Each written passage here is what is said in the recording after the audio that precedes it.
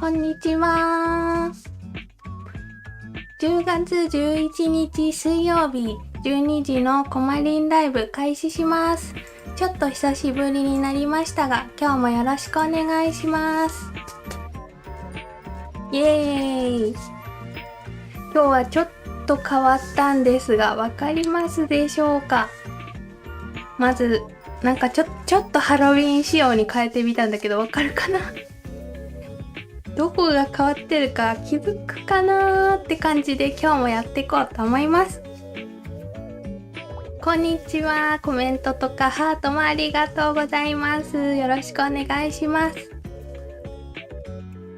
そう、私月曜日を休みにしといたんだけどね、月曜日配信が休みだった理由が、土日がめちゃくちゃ予定入ってて、昼も夜も忙しかったんでね、まあどうせ月曜日にくたばってるだろうなって思って休みにしてたんだけど、本当に月曜日に熱出して何度か測ってはないんだけど、多分8度ぐらい出たかなーって感じでぐったりしてたんで、一日中ずっと寝てたら、で夜熱々の鍋食べたらちゃんと復活したって感じでしたねえ。気づいてくれてる。ハロウィン仕様。そうそう。でまずタイトルのカラーをオレンジ紫にしたのと、ゆるコマがハロウィンになってるのと、あとね、ちょっとハロウィン用の BGM を作ってみて、本当はハロウィンの作品作る時とか、ハロウィン当日に流そうと思ってたんだけど、ちょっと一回流して自分で聞き直してバランスとかを見たいなと思って、今日お試しでハロウィン BGM にしてみました。ね、こんにちは。そう、風邪ひいちゃってた。久しぶりに来れた方もありがとうございます。そして今日はタイトルにある通り、最近こういう感じで秋の花作品をね、ちょこちょこ作り始めてて、春と違うのは秋色にしてるんですよね。この色の部分をくすみカラーにしてるんだけど、春と違ってね、そういう感じでちょっと春よりちょっと秋っぽくなったバージョンで作ってみようかなと思ってます。今日はね。そして今日はヘアクリップとアルファベットを作るつもりなんだけど、アルファベットまたリクエストいただいた2つをやろうかなと思ってるので、よかったらリクエストコメントで送ってくださいね。そういうコマコスプレ頑張ってね、自分で描いたそしてクリスマスになったらクリスマスコスプレに変えてやろうと思ってる。ヤンキークマちゃんになってる。またこっちやった。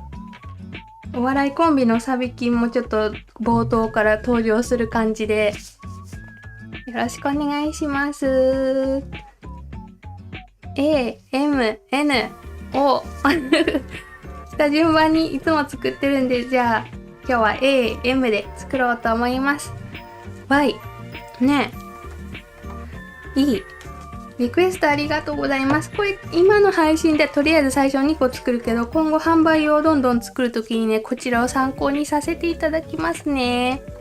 Y やっぱ人気なんだよね、最近思うけど。Y、E、N もまた作っときますね。どさくさに紛れなくても大丈夫だよ。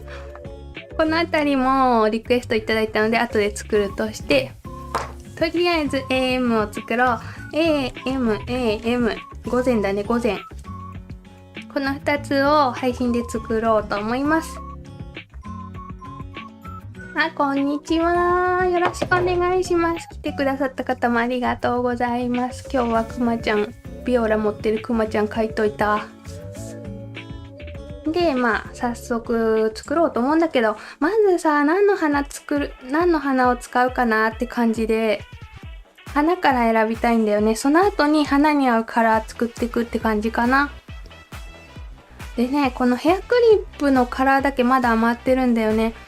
このヘアクリップのカラーは、なんだっけな、コマリカラーのパープル、ラベンダーに茶色とか黒混ぜてくすませたってやつなんだけど、このカラーね、実はめちゃくちゃ万能なんだよね。ピンクブラウンみたいな色。この色はね、ちょっと作り置いたやつを使おうかな。まあ、くすませたって感じ。この辺りを混ぜたって感じ。コマリカラーのラベンダーと茶色と黒混ぜたらまあ、こんな色になるんだけど、これがね、実は何色にも合う万能カラーだったりする。これでヘアクリップは多分作るなって感じで、あとはお花を選ぶ感じかな。お花はね、今日購入した方のメルカリを概要欄に貼ってます。この辺りからお花を選ぼうと思います。HC もある。了解です。R もね、R はね、実はもう作ったんだよね。私 R の形が好きでさ、こんな感じでもう作ってる。で、これイニシャルによって花の配置も難しくなってくるっていう、そういうのもあるからね、一生懸命考えていこう。リクエストもたくさんありがとうございます。こっそり。こんにちは。ね、ちょっと久しぶりだもんね。はじめまして、よろしくお願いしますって。初見さんありがとうございます。コメントよろしくお願いします。ゆっくり見てってくださいね。一日なのにコマリンロスになってましたって嬉しい。ねえ、だよね。一日休んだだけだけど、何気に金曜日から水曜日まで空いたから5日間空いたもんね。ロスなった。ねえ、青い花お願いします。これかな？これ実は R でも使ってるんだけど、すごい色綺麗だよね。この、ちょっと違うか、これとは。青い花使おう。で、ちょっとこの辺りになると、色落ち早いからね、もうほぼ落ちてきてるんだけど、薄い色のやつって色落ちが早いから、どっちかというとサブ的な感じで、色がすぐ抜けてアイボリーになっちゃうと思うんでね。まあそういうの前提で、メインの花じゃなくて、こういうとこに添えるみたいなサブ的な感じで使うかな、こういう淡い色は。って感じになる。この辺りもね、サブお花になるって感じかな。で、これ濃い色なんで、まあ、もう片方も濃いくしたいんだよね、バランス取りたいんでね。いや、もう片方濃いくするか1個だけ入れるかって感じになるかな。この M のこの広いゾーンめっちゃ入れやすいんだよね、お花。これ、穴ちょっと開いちゃってるのはアリッサムでごまかすとして、ちょっと M にこの濃い色いこうかな。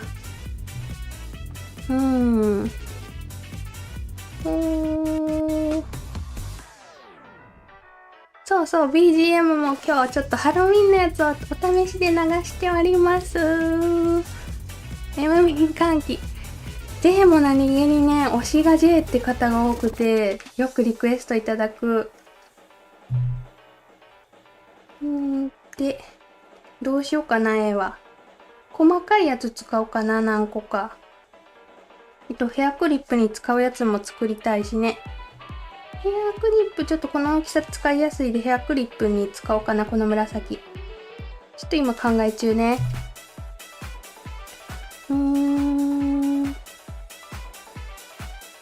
こんにちは、お花だ。そうそう、お花大好き。ビオラの苗育ててる。私育てたことあるけど、枯らしちゃった。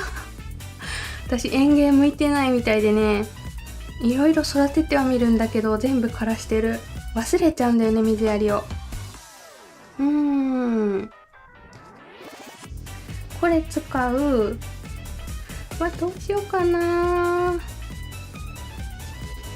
これも可愛いよね、この柄。私これ好きなんだけど。でさ、過去に実は A のお花のイニシャル作ってるんだけど、ライブで。どっか行っちゃったんだよね。絶対ライブで作ったのが残ってるのにさ、なくなっちゃったんだよね。どこ行ったんだろう、本当に。すごい不思議。合わない。2個置くとしたら、ちょっと濃度が近いものを置きたいかな、バランスを考えてね。これもちょっとごちゃるけど、背景カラーをうまいことすればまとまるけど、って感じだよね。ちょっと考えよう。お誕生日の方がいる。おめでとうございます。お誕生日。皆さんもお祝いしてくださってありがとうございます。あ、無音で見てくださってる方もありがとう。お仕事中とかね、予定ある前に覗きに来てくださる方もいて嬉しい。おめでとうじゃないか。明日お誕生日。ね。明日おめでとうフライングおめでとう。素敵な一年に なりますように。もうこんないっぱい祝ってもらえたら絶対いいことあるよね。おー。こぼれ種でビオラ咲くのいいな。そういうのが理想。あんまり手をつけずに咲いてほしい。私は多分なんだけど、近所に野良猫がめっちゃいるんだけど、ビオラの苗の上がさ、いっぱい咲いててモフモフだったからね、そこに寝てたんかな、野良猫が。ある日、家の前に出たら全部ビオラ潰れてて、で、そっからなんか弱っちゃってビオラが。しかも水やり忘れて枯らしてしまって私は向いてないなって思った。これ色味似てるから使おうかな。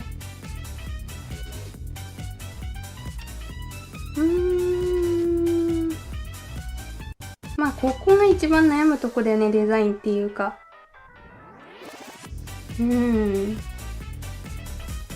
まあ、ちっちゃいの可愛いからスポット使いたいな。こんな感じで。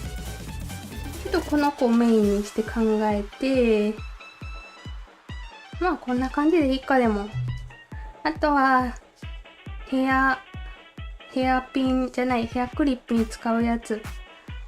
ちょっとこの中にないオレンジ系がいいかな。そう、青と黄色合わすの相当むずいし、背景カラーをもう茶色とか白とか干渉しない色にしないときついと思うって思ってる。これちょうどいい大きさだね。まあこんな感じで今日は行こうかなと思ってます。こんな感じでとか言ってわかんないよね。あんま映ってへんしね。モールドに載せたやつたちを使おうと思ってます。お誕生日のお祝いしてくださった方もありがとうございます。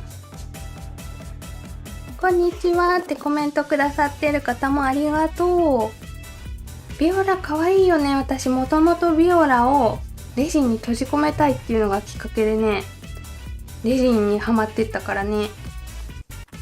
でね、他もいつもこうやってシリカゲルがいっぱいある場所に入れてる。とりあえず乾燥させとけば大丈夫って感じかな。湿ってると色落ち早くなるし、湿ったままレジンに入れると最悪カビるよね、レジンの中で。なんでそこは気をつけたい。で、サブのお花たちも用意していきたいんだよね。こんにちは。出遅れた。大丈夫。まだな。ほぼ始まってない、これ。何もしてない、まだ。孫1歳の誕生日。わー、おめでたい。1歳か。すごい。1歳まで元気に育ってくれてありがたいね。お孫さんもおめでとうございます。今日長男の誕生日。わ、すごい。お誕生日ラッシュだ。長男くんおめでとうございます。すごい、10月多いよね、なんか。私ももうすぐなんだけど。10月生まれが多い。で、これクロッチショップのなんだっけ名前。ミニデイジーもちょっと相性がいいんで、ビオラと。使おうと思うんだけど、なんかもう、めちゃくちゃになってる。ミニデイジーはね、下処理がだいぶ大事なんだよね。しないと、もう真ん中から気泡がポコポコ出るんでね。ちょっと下処理もしていきたいかなと思います。で、つぼみも使いたいんで、つぼみも出しておくか。あとの細かい花は、気泡抜きとかなくてもそのまま入れたらいけるんで、だいたい。下処理がいる花だけちょっとなんかしようかって感じ。とりあえずこのつぼみも可愛いから使いたいんだよね。見えてるかな。ちっちゃいかも。つぼみも使いたい。つつぼみつぼみ。この辺りも使いたいね。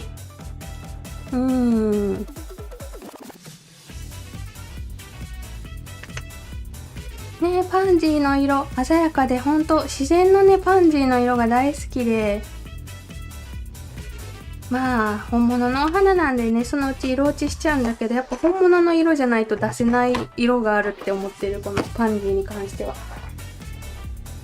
で、とりあえず下処理からしていこうと思います。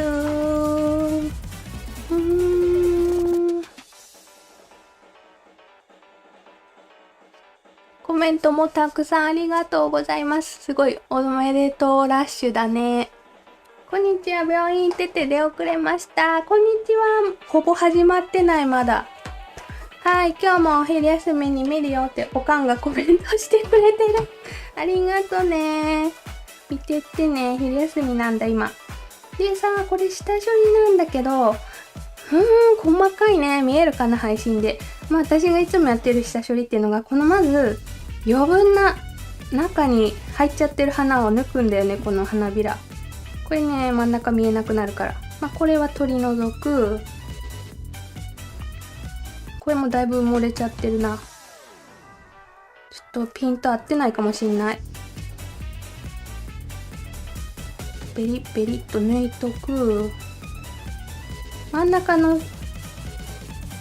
なんて言うんだろう、これ額なんだろう、これここ真ん中がいいからね。まあそのためにまず抜いといて、でレジン液でずっとちょっといろんなもののっけよう。サビ菌とかどけといて、作品もどけて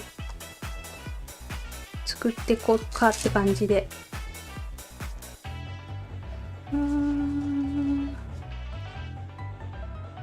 そうそう、ビオラの押し花使ってます。私はね、枯らしちゃったんでね、メルカリで購入しました。ビオラの押し花作ってる方から。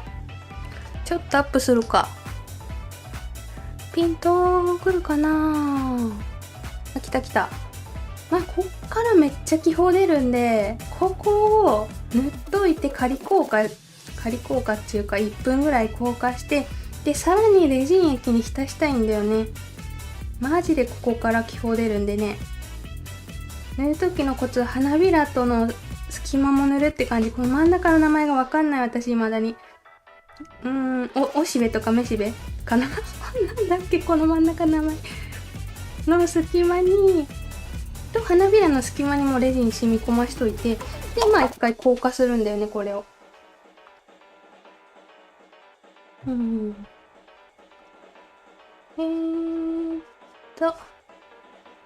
にちはってコメントありがとうございます。100個目かな、なんとなくそんな気がする。もう1個もやっとこう。おー、誕生日祭り10月多いね。ピンとこないかもしんない、ちっちゃすぎて。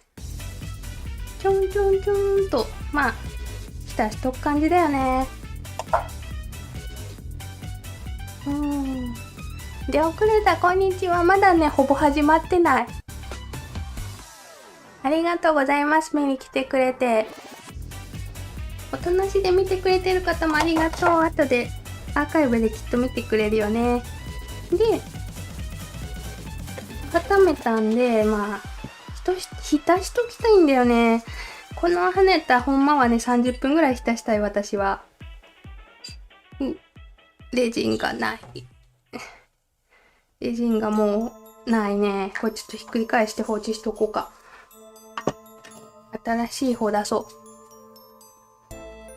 う。取り除く作業細かくて泣いてる。かわいい。そう、細かい。めっちゃ気泡出るからね、このままレジンに入れたら大変なことになるよ、これ。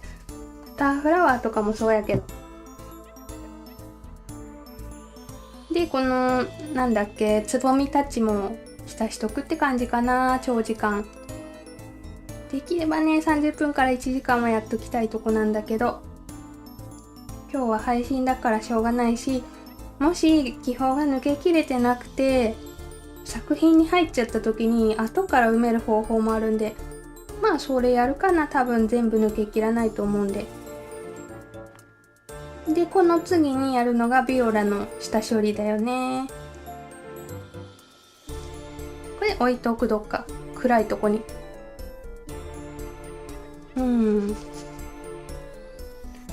夫婦がみ中耳が疲れちゃうかも。ハートをしてくださっている方もありがとうございます。ほんで次にビオラの下処理するんだけれども、このマット今下に引いてるのはね、ダイソーのシリコンマットね。ここやと滑りにくいでやりやすいかな。ただこれ私さらに下に引いてるこのグレーのマットもシリコンマットなんでね、滑っちゃうんで下にクリアファイル挟んどくって感じ。どの花をどれに使うかちゃんと覚えとかなきゃやばいな。忘れるからすぐ。こっちがヘアクリップのやつ。これが A のやつ。で、覚えとこっかちゃんと。忘れるからね、すぐ。で、ビオラの下処理ってのがさ、だいたいこっから気泡出るんだよね、真ん中。なんで、ここに塗っときたいわけで、レジンを。うっすら。で、この後型に合わせてカットするんだけど、花をね。その前にやるかな。この真ん中の部分ってだいたい使う場所だからね。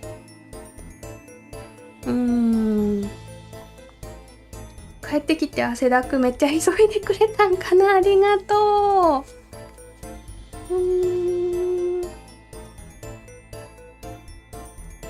真ん中の辺に塗っとくんだけど、割とこの花と花びらの重なり合ってるところからも出るから、できれば結構塗っとくって感じ。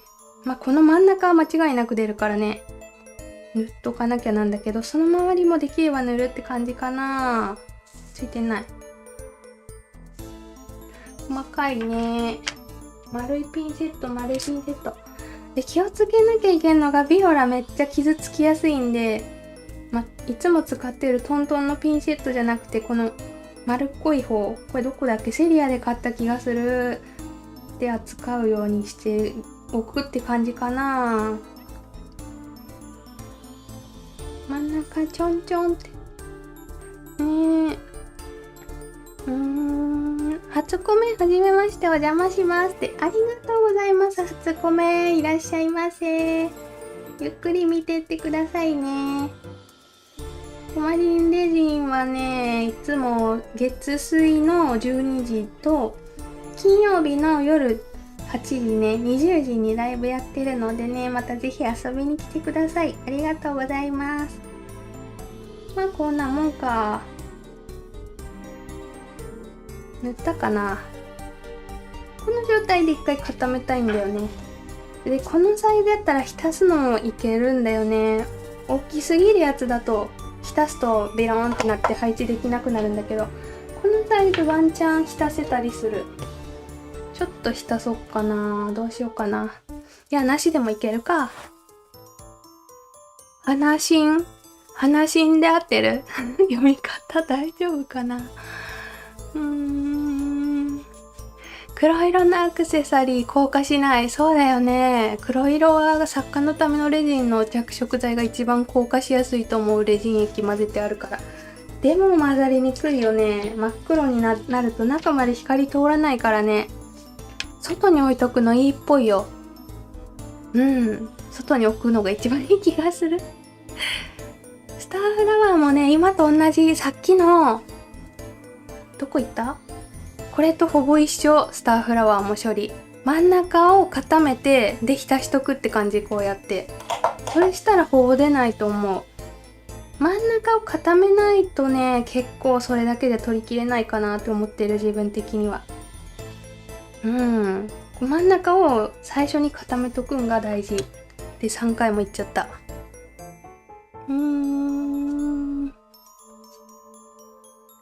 そう、基本あっても可愛いって言ってる人も多いんだよね。だからほんと人の好みによるんだけど、私はない方が好きなもんで、頑張って抜いてるんだけど、基本が好きな人も結構いたりする。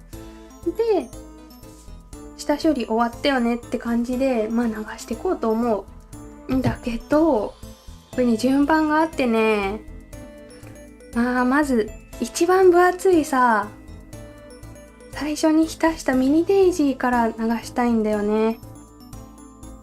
どこ行ったっけ？さっきからすぐいなくなるんだけど、この人。これから使いたいんだよね。だからもう完全に浸し時間足りないんで、気泡出るだろうけど、ちょっと後で何とかするからちょっと見といて。私は一月10本プラン頼んで足りなくて追加10本するって感じ。20本ぐらい使ってるかな、一月に。どっちだっけ？針見えなくしたいからこっちにしちゃおう。こんな感じでとりあえず置くんだよね。どうしよう。待って、嘘。先に流そう、ちょっと。ねえ、そう、お花はね、とにかく下処理が命だと思ってる。一応私、フラワーがメインの作家のつもりなんだけど、自分では。マジで下処理が命だと思ってる。ちょっとこれ流しとこうかな。今流したのは3分の1か4分の1かちょっと少なめに最初流したんだけど、こっからね、どんどんいろいろやっていくからね。流して、で、気泡抜くか、とりあえず、角の。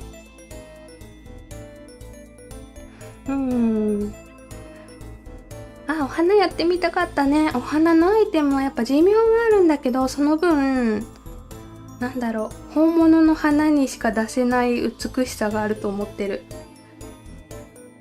ねえ。そしてお花って癒されるじゃん。あるだけでね。なんで資材とか見てるだけでなんか幸せになるって思ってる。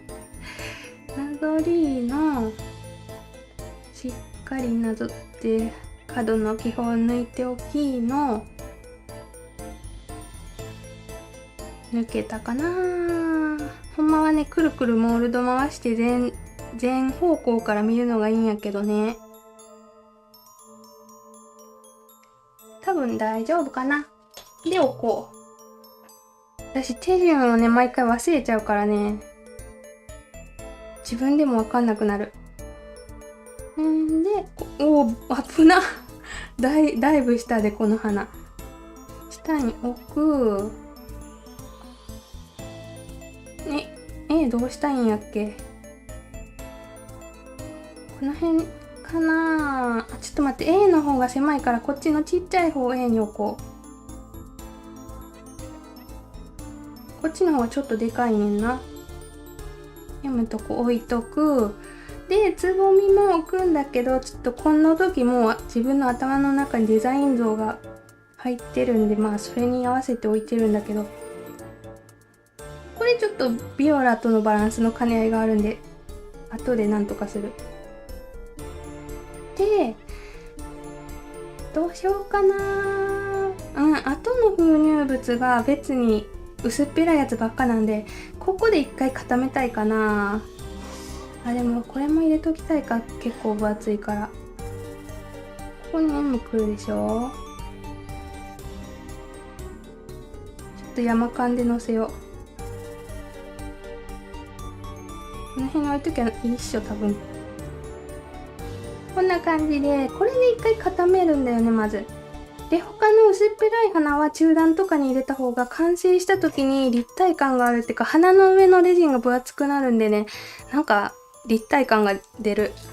よくわからんけどって思ってるので、薄っぺらい花たちは2層目に流すって感じでやろうと思います。一回硬化しよう。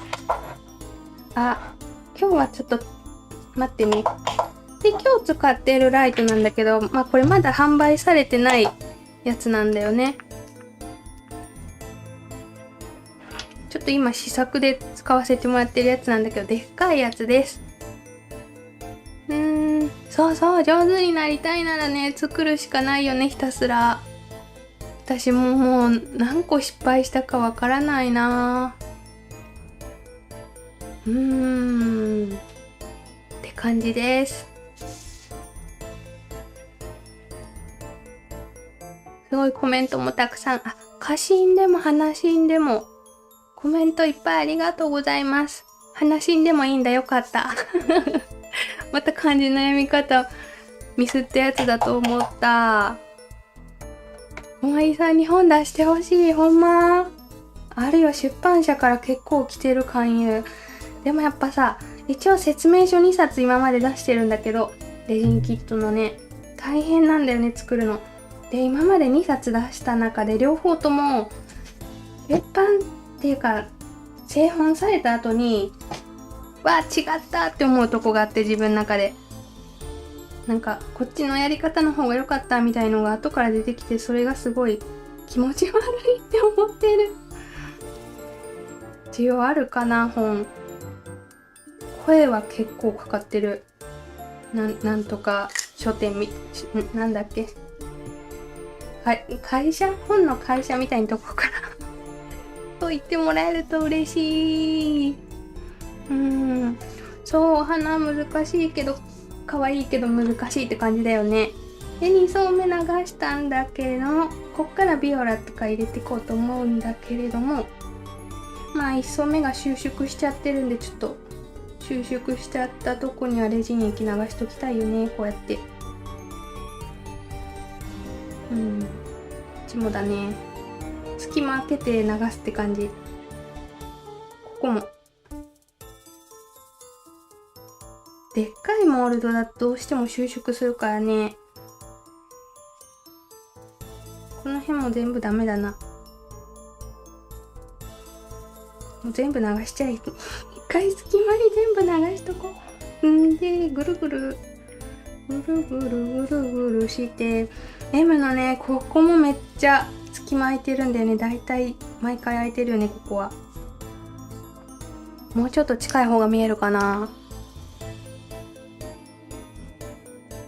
この隙間も開くし、ここも開いてるし、これやっとかないとモールドから外した時に欠けてるからね、ペコって。ちっちゃい穴が側面に開いてるから。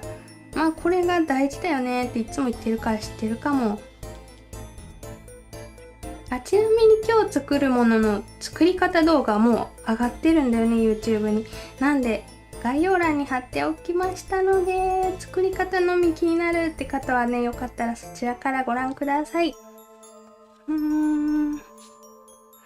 クロッチャのローヒートない。そう、だからね、ぷっくりの時はあんまりとか言っていいんか知らんけど、ダイソーの弱いやつか、弱いライト先に当てて仮効果とかした方がいいと思う。私がね、ローヒートつけた方がいいですって言った時もう手遅れだった。もうつけれない段階まで進んでた開発が。で、次出す時につけてくれるらしいよ、ローヒート。なんで私はね、多分もう作り終わって作品を最後の仕上げ固めする時に使うんちゃうかな、サブライトとして。メインはやっぱローヒート付きじゃないとやだもん。だからでっかい作品でぷっくり盛るものを作る人はローヒートの方がいいよ。って思ってるわ。埋めれたかな全部。やっぱこうやって回さないとさ、四角にあるよね、気泡が。鶏肉後でブラシで取ろう、まとめて。ここも縮んでるね。縮んでるっていうかね、モールドを触った時に隙間できちゃうとこもあるんだよね、結構。でも埋めとく。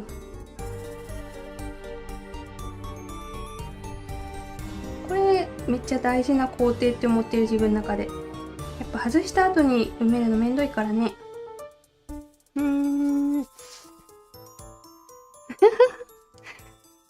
小森さんのレジンはいつだってどういうこと？レジンしてるレジン作品が欲しいってことかな。ねえ、嬉しい。でも、小森さんのレジンはいつだってめっちゃ大雑把でウケる。欲しい、需要しかないって言ってくれてる。嬉しい。こんにちはで遅れました。いらっしゃい。ほぼ、まだ開幕って感じ。ヘアクリップも手つけてないしね。で、一箇所今抜いとかんと後でめんどくなる気泡があるんで、ちょっと今からやるんだけど、このわかるかな？見えるんかな？ここに1個気泡がいるんだけど見えるかな？これはここで抜かないと表からも裏からも届きにくい場所なんで、ここでやんなきゃダメなんだよね、ここの気泡は。見えるかな？このつぼみの横に気泡があるんだけどね。こんな感じで細いもん差し込んだら埋めれるんで、ここでやっとかなきゃダメだよね、これは。大丈夫かな？花のレジンはね、大変。だいたい抜けたかなって感じで。で、ビオラも置いてこうか。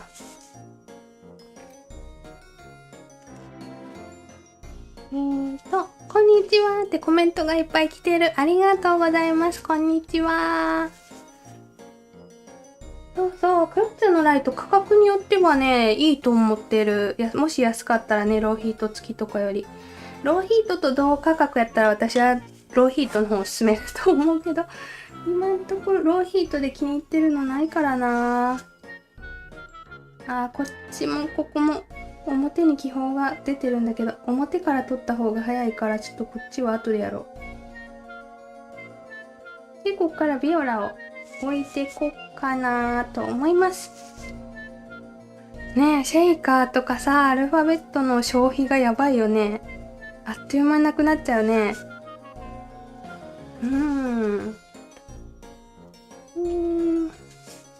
う、ローヒートモード付きでおすすめがね、今んとこないの私。今まで4台使ってるんだけど、1台すごい気に入ってたやつが廃盤になっちゃって、その後いろいろ試してて、今 150W のローヒートモード付きを使ってるんだけど、センサーに反応してボタンを押してスイッチ入れたやつが消えちゃうんだよね。なんでそこがすごい気に入ってなくて、もうこのライト買わねって思いながら今使ってる。前買ったやつは。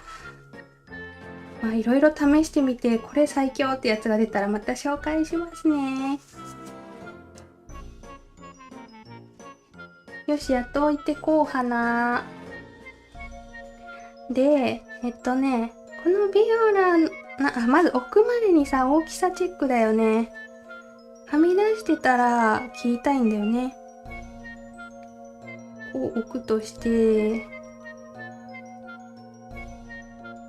結構雑に、こことここはみ出してるな、みたいな感じのとこを雑に切るって感じ。ちょっとこれは雑すぎるかもしれない。私が大型ゆえの。大型関係ないかもしれない。でね、ちょっと大きめに切っちゃってもね、レジンでふやけてシュポって入るようになるから大丈夫なんだよね。これでいいと思う。で、これちょっと針隠したいんで、針っていうかヒートン刺すとこをね、針の下に入れたら入りたいけど無理だったもん。こんな感じで置くって感じかな。傷に気をつけつつ。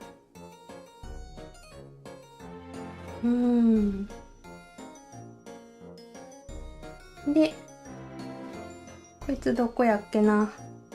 あとか言って。これスポット入った気が、こっちがこれ入る子じゃない。これこっちに置く子だ。いや、頑張れば無理やりいけるかな。入っちゃった、大丈夫だ。でも違う方向が。押しついて、傷ついちゃう。ちょっとこっちだ、こっち。こっち向きは入れたかったん。こうや。んで、ちびっこはスポット行くはず、確か。ス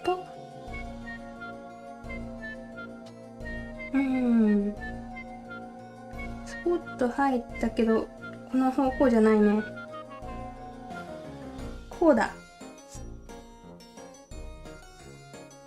こう入れとこう。で、こっから小花さ、入れてくんだよね。インフルエンザの注射打ってきました。痛いし、だる重いし参りますわって、すごいお疲れ様。もうインフフルエンザもめちゃくちゃ増えてきたよね。何が流行ってるんだろう、A とか B とか。すごい聞くんだけど、インフルになっちゃったって方。怖いねー。こんにちは。最近、こまりさんの YouTube を見すぎてて、テレビ見ようとしたら子供たちに、またこまりんレジン見るんでしょって言われてる。嬉しい。子供たちに突っ込まれてるんだ。しかも子供たちもこまりんレジンって覚えてくれてるのめっちゃ嬉しい。ありがとうございます。いっぱい見てくれて。ちっちゃい花を入れてこう。まあだいたいいつも合わせるのはレースフラワーとアリッサムのねドライフラワー。これも同じビオラ買ったゆずうたさんって方からね買ったんだけど、この辺合わせてくんだけど、まあ、この辺からバランスがめっちゃ難しくなってくるんだけど、モールドを持ち上げて表から確認するのがいいよね、できれば。で、タミヤのハサミでカットして、どこに置こうかなって思うんだけど、どこに置こうね。もうこの辺りからバランスゲーって感じ。どこに置きましょうね。このレースフラワー裏表あるらしいねんけど、私未だにわかんなくてね。多分これが裏やんな。バランスゲーになってくる。で、あれソリダコ浸したのどこ行ったっけ。なんかね、こういう黄色いソリダコっていうお花があるんだけど、この花すごくてさ、私買ったの2年前なんだよね。未だに色が綺麗で、全然色落ちもしないからね、すごい使えるお花って思ってる、これ。これはミンネでね、個人の方から買った記憶があるんだけど。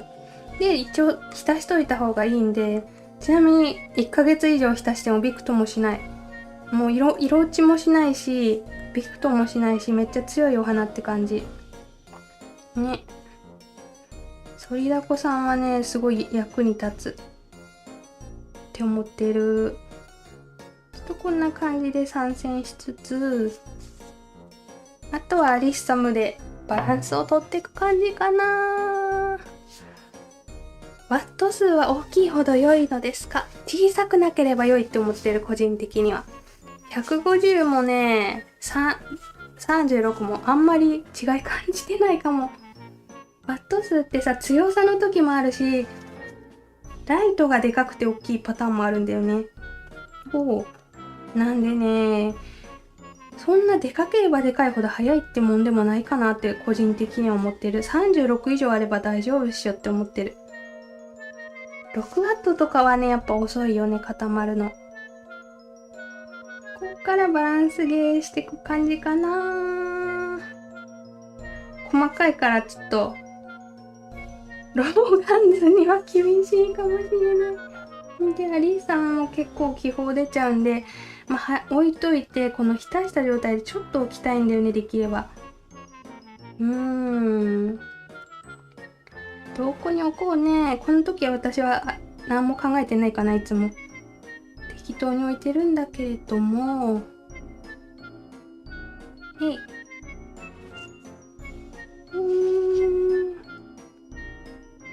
なにコマリンさん、ボトルです。何がボトルちょっと待った。私めっちゃ前のコメント読んでる。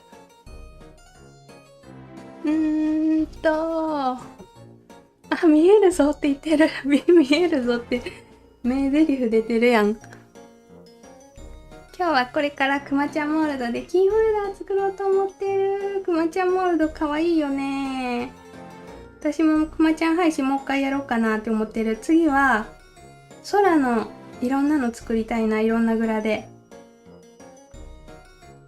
あんま入れすぎてもねっていうのがあるんだから難しいんだよね。このレースフラワーのかけらがだいぶバランス取るのに役に立つんだよね。レースフラワーのかけらたちに細かいね。で、フラワーの掛けたちにどうにかしてもらおう。あ、ちょっと画面外でめっちゃ花と格闘してる。なんとかギリギリ見えたの。よかった、見えてて。わあ、どうしよう。ちょっと待ってな。ここのあたりかな。さすがに今日のはちょっと M の方は絶対うまくいってる自信があるんだけど A の方があんま自信ないんで、ちょっと裏から見ようかな、この後。ここの隙間もなんか入れないとね。金木犀がね、ちょっと反りだこと相性が悪いんで、これでは使わないんだけど、金木犀入れても可愛いよね。細かい。ピンセットやろ。この隙間入れとかなきゃダメだな。ちょっとこれいらないね。って感じ。まあ、どうしようかな。もうちょっとピンクも入れたいな。これがね、やっぱ難しいけどめっちゃ楽しいよね。ちっちゃい。で、今ね、茎とかがはみ出してるやつはこの後カットするからね。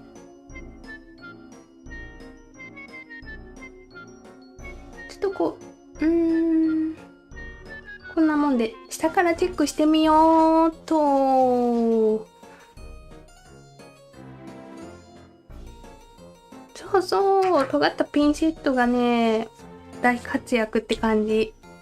こんにちは。いらっしゃい。こんにちはってコメントしてくれる方もありがとうございます。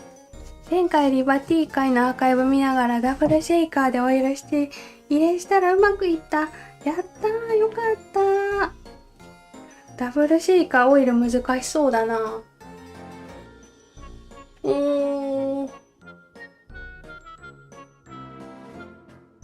わバランス微妙だ。ちょっと今下から見たんやけどね、うちの A がバランス微妙で、この反りだこがめっちゃ邪魔。これいらないや。なかったらまだマシかな。M は大丈夫な気がする。この上から見るときね、こぼれないように気をつけてね、水平にするように。顔の上に垂れたら大変だからね。A がちょっと微妙やったけど、まあ、なんとかなるっしょ。やっぱこの下の方にもっとバランス持っていかなきゃダメだな、A は。この辺りって感じかな。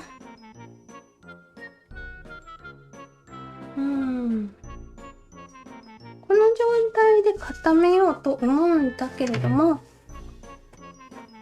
まずモールドの縁にめっちゃレジンついちゃってるから全部取らないとね、バリになるからね、これが。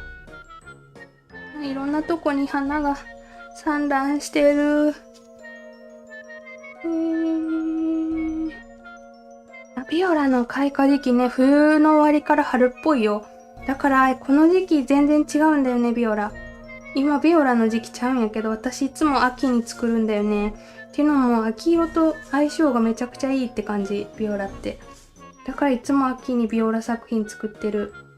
ほんまは春の花だよね。春になると庭先でよく見かける気がする。モールドの周りのレジン取りたいと思いつつ、ちょっといろいろ修正しよう。この辺りについてるピオたちを取っとく。あと気泡もね。ね、レジン液すぐなくなるよね、本当に。恐怖だよね。ただ私、星の雫使ってた時、月のレジン代4万とかだったから、その時に比べたら半分ぐらいになったからめっちゃ助かってる。4万使ってたレジン液だけで。作家のためのレジンとクロッチのライト買ってみました。ありがとうございます。どうかな、作りやすいと思う。多分レジン液の中でもね、うまく作れてるといいな。A だけちょっと自信ないな、バランスに。こうもっとコンパクトにした方がいいかもしんない。そっか、まだ動かせるもんな、動かそうと思えば。いや、こっちだな。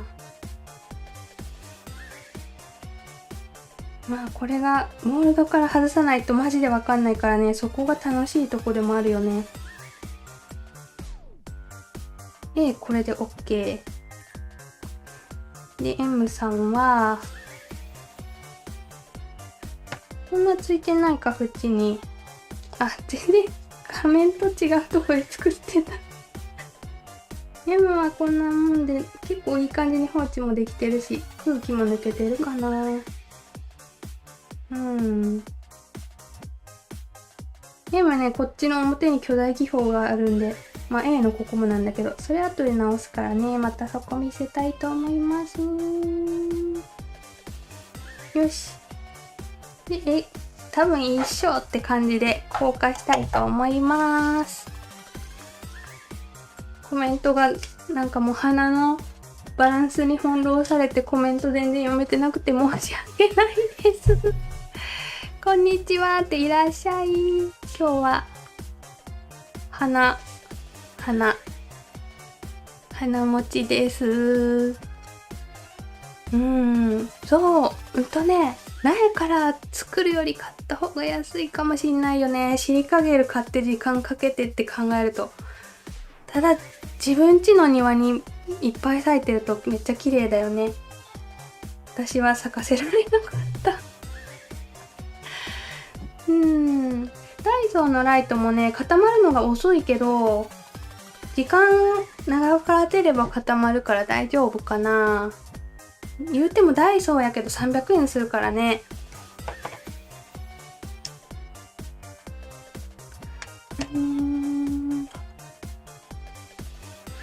固めて、で、次にやるのが、カラー流す。待って、私カラー作ってないじゃん。今気づいたけど。カラー作ってないじゃん。カラー先に作んなきゃダメなのにね。ちょっとカラー作んね、ここで。でさ、今回の花がネイビー系でしょ。だいたいね、もうネイビー系に合う色ってベージュ系とか、紫とかピンク系が合うんだよね。何色にしようかな。いやでもここでセンスのある人は緑とか合わせたりできるんだろうな。私いつも怯えでベージュ系ピンクしか作れてないんだけど、まあ今回はどうしようかな。ピンクにしようかな。無難にピンクブラウンみたいな。まあさっきさ、最初に出したサンプルと同じような色かな。この色が結局一番売れるからね。これと同じような色を作ろうかと思います。ここの花が黄色とかになってくると、このピンクよりももっと別の色の方があったりするよね。茶系とかホワイトとか。これまずコマリカラーの桜にちょっとくすませたいんで、秋なんでね、黒ちょい入れして一回混ぜて、そこからちょっと調整をしていくね。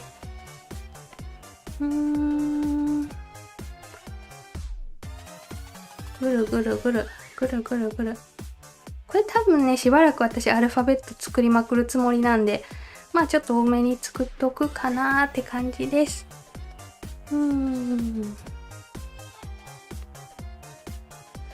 ね、そうそう、ライト2個使うんだったらローヒートある方が便利だよね。確かに。まあこの時点で色可愛いんだけど、どうしよう。もうちょっとくすませようかな。ちょっと茶色入れようかな。勇気の茶色。ちょっと赤みを出すみたいな。勇気の茶色を入れる。量がむずいね。ちょっと入れすぎたかもしれない。入れすぎた気がする。こんにちは、間に合わなかったって覗きに来てくれてありがとうございます。ぐ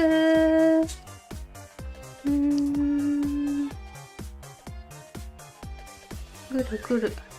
まあね、押し花ってね、別に辞書とかにペタンって挟んでもいけるっちゃいけるんだけど、本当に綺麗に作りたかったらシート買った方がいいよね。あとプレス機とか持ってるガチの方のやつはやっぱ綺麗だなって思う。ガチの押し花職人みたいな。わあ、この色かわいい。ピンクブラウンみたいになって、ちょっとこれにしようかなって思うんだけど、気泡を抜けるまで時間かかるんで、その間にヘアクリップ作ろうかな。じゃあって感じで、あとカラー流すだけにしときたいんで、まあこのレジン液をね流すわけよ。ここにさらに残り 2mm だけ残して流すって感じ。カラー部分 2mm に流すんでね。待って、危ない危ない、カットしなきゃだ。ちょっとこのはみ出した茎をここで切っとこうかな。ある程度レジン流しちゃったらね、もうがっちり動かなくなるんで、ここでカットしとこう。はみ出してる子、また忘れるとこだった。でもそんなはみ出してる子いないね。初コメです。はじめまして。コマリンカラー届きましたって。わあ、嬉しい。初コメありがとうございます。しかもコマリンカラーをお迎えしてくれてる。ありがとうございます。今日使ってるコマリンカラーね、作家のためのレジンのニュアンスカラーっていう名前なんだけど、私がね考えたカラーなんですけど、今販売中です。概要欄に貼ってあるので、気になってよって方は見てみてね。全部ホワイト混ぜてあるんでね、なんだろう、くすみカラーがまあ一発で簡単に作れるって感じだよね。とりあえずいろいろ混ぜなくてもねってやつが販売中です。ありがとうございます。コメントしてくださって。お仕事戻りますって言ってらっしゃい。ありがとうね。お仕事中に見てくれて。頑張ってね、お仕事。で、このまま流して、まあ、最強放置したいね、できたら。この隙間から出てくるしね。鼻からとか。この状態でちょっと放置して、で、また、ヘアクリップとか作っとこうかなって思う。ここだいぶ隙間空いてんな。これちょっとね、光届かない場所にほっとく。できれば30分ぐらいほっときたいんだよね。遠くへ行ってもろて、この隙間見えてなかった。この隙間まあ埋めとかなきゃね。この辺も怪しいけど最強放置で抜けると思うからね、この状態でちょっと置いときたいと思います。ついちゃった。こうだな。M ってやっぱね、でかいし、モールドが変形しやすいから難しいよね。私いつもさ、アルファベットモールド買うと M からダメにしちゃうもん。てかアルファベット、この形のアルファベットモールド今まで4回買ってるんだけど、M1 個しか残ってないもんね。M 民が一番多い。いいかな。この状態で放置して、カラーも放置して、気泡を抜きつつヘアクリップに移ろうと思います。じゃじゃじゃじゃーん。お、コスモスのドライフラワーあんま見たことないな。コスモスってさ、でっかいからなんだろう、入れるの難しいイメージあるけど、でも絶対可愛いよね。ちっちゃいコスモスとかってないんかな。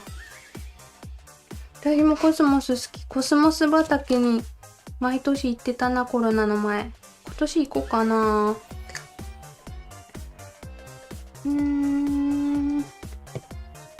抽選販売当たったことないけど、当たるまで気長に頑張りますって。ありがとうございます。先週も抽選販売させていただいたんですけどね、ご応募ありがとうございました。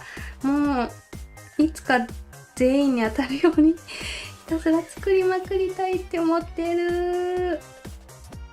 じゃあこっからビオラだよね。あ、間違えた。レジン流す前に形カットしたいんだった。まあでも流してないとこでやればいいか。形をモールドに合わせて切る。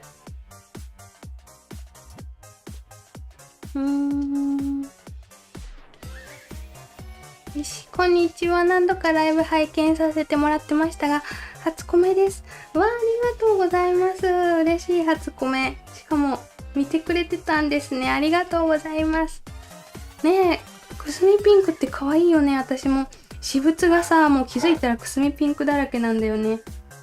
ここと、ここと、ここ。もう今、なんか目で適当に確認して、雑に切るって感じ。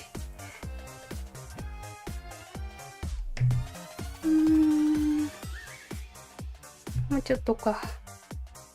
切りすぎなければ大丈夫って感じだよね。切りすぎちゃうとモールドよりちっちゃくなるけど、モールドよりちょっとでっかいなぐらいだったら全然大丈夫。ここもちょびっと切っとく。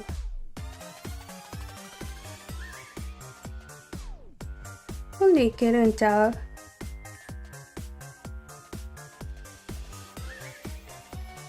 前はね、この、なんだっけ、ここの型を取って合わせてたんだけど、めんどくなってやめたよね。型がどっか行って。って感じ。よいしょ。これでこいつ大丈夫なはず。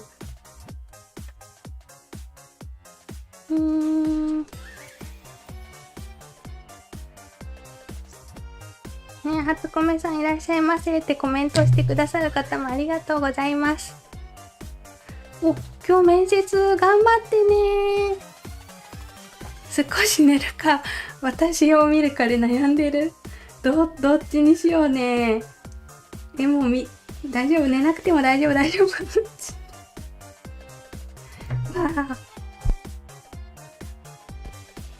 面接か、緊張するよね。なんか、最後に面接したのいつやろ？私10年前ぐらいかな。面接って緊張するよね。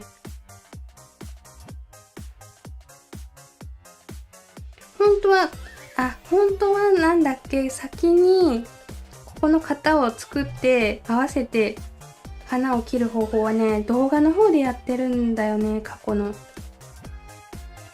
ビオラのヘアクリップ制作動画でやってると思う。ちょっと今日の概要欄には貼ってないんだけど、ヘアクリップ動画結構上げてるね。過去に何個か。でもちょっとずつ作り方変わってるんだよね。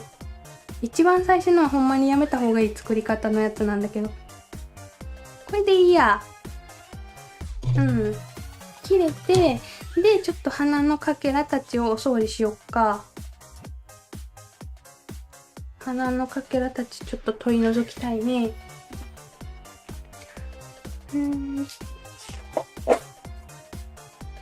大事な面接で少し休みましょうってすごいまともな意見言ってくれてる方がいる。私寝なくて大丈夫とか言ってた。やっぱ休んだ方がいいって休んだ方がってか、私のアーカイブで見れるもんね。よく考えたら動画休んだ方がいい気がしてきた。レスラーもあるんだってここに。ってことでうまくカットできたかなって感じで、こっからねちょっと入れていこうと思います。わあねえ、ブラックホール、肩ブラックホール行っちゃった。やっぱ部屋にブラックホールってあるよね。こんな感じで適当にペポーンと入れとくって感じかな。でね、今日は、このモールドから出した後のヘアクリップさ、接着剤でつける工程になっちゃうんだよね。で、接着剤でつけたら1日置いときたいんでね、今日はその続きが見せれるようにも、昨日作ったやつを1個用意してるんでね、モールドから外した後、こっから続きやるって感じになるかな。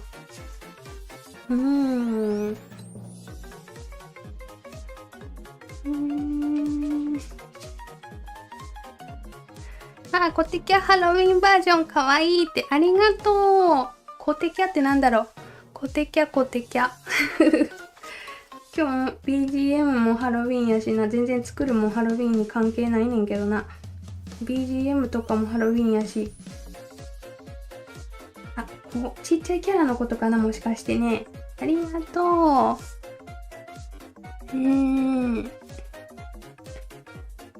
こんにちは。最近何もお迎えできなくて寂しいです。だよね。やっぱね、昔から買ってくださってた方はみんなそう言ってくださる。というのも、もう応募が抽選販売、前回ね、600点超えだったんだよね、応募。まあ、そうなるとやっぱ当たんなくなってくるよね。私も寂しいけど、もうやっぱ作り続けるしかないかなって思ってる。またよかったら応募してやってくださいね。なんか声ガリガリになってきてるから水飲もうか。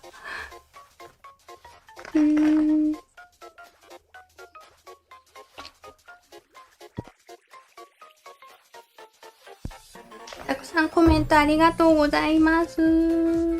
で、ビオラ入れたじゃん。こっからさ、小花を入れるんだよね。またこのさっきのが登場するわけなんだけど、まあ、アリッサム結構使いそうだよね。と、レースフラワー使うかな。あ、ずれてる。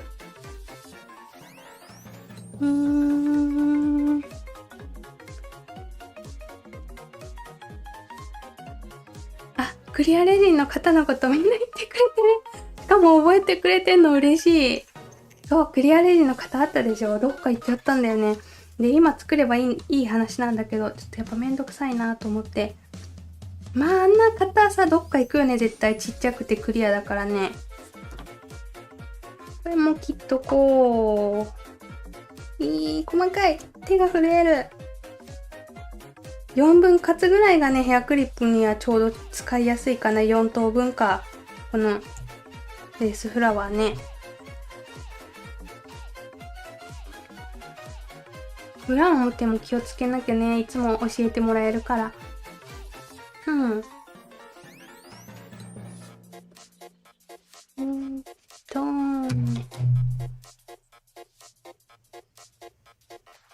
初米です。こまりさんの気泡抜きの動画見て実践したら圧倒的に少なくなりました。わあ、圧倒的感謝って言ってくれてる。嬉しい。よかった。綺麗になった。やっぱ放置最強だよね。よかった。圧倒的感謝してもらえて私も感謝だよ。よし、小花を並べていこう。これはそんなにバランスそこまで考えんでもいいかな。ビオラが頑張ってくれるんでね。あ、初米さんたくさん来てくださってるね。ちょっと私がもし読み飛ばしてたら申し訳ない。ありがとうございます。反応してくださる方も。遅れました。くまちゃんモールドを見つけて買ってしまった。ねえ、くまちゃんモールド、かわいいもんね。しかもセリアにあるからね。なんか、かわいいくま群作ろう、みんなで。あの大きさがいいんだよね。細かいね。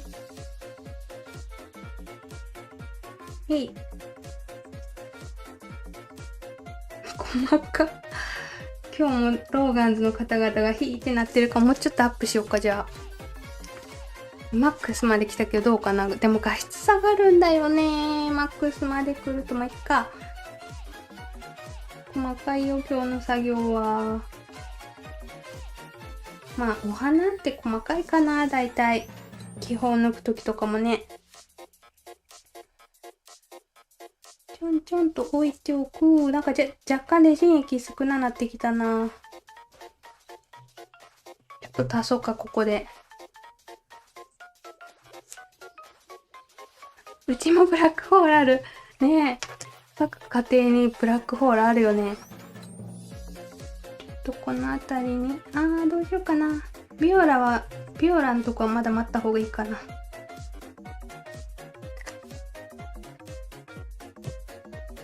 どうやって作ってたんだろう、私昔。ちょっと覚えてないんだけど、自分がどうやって作ってたか。同じやり方してたんかな、今と。いやー、やっぱさ、この濃い紫が難しいんだよね、使いどころ。存在感が強いから。アリッサムのね、濃いパープル。下手するとちょっとゴミっぽく見えちゃうからな。ピンクばっか使ってやろう。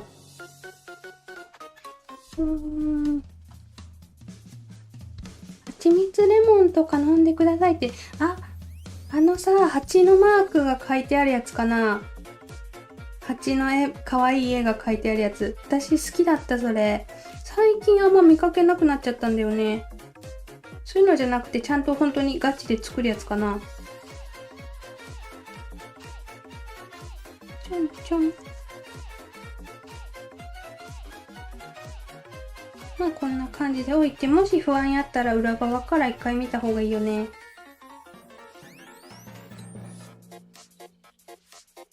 どうしようかな。反りだこ出すまでもないな、もう。バランス的にも。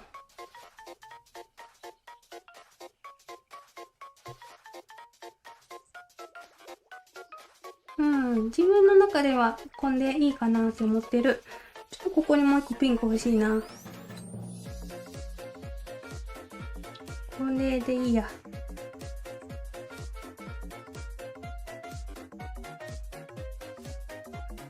で、ちょっと、いや、下から見なくても大丈夫だ。このまま行こう。君は大丈夫だ。で、ちょっとアリサムを避難させて、あれ。これで1回目固めるって感じかな。ただちょっと不安なのがビオラの下に気泡入ってないか不安なんでね、最後にギュッと押そうかと思ってる。ちょっとアリスさんここにバーって出したの失敗だったね。戻すの大変だ。ちょっとギュッと押して。基本も多分入ってないかな、この感じ。大丈夫そう。ということで、このまま硬化します。いや、眩しい。ここにつけたら眩しくなっちゃうか、みんながやっぱ。移動しとこう。何もないでちょっとなんか置いとこうか。鼻のカスとかがいっぱいになってる。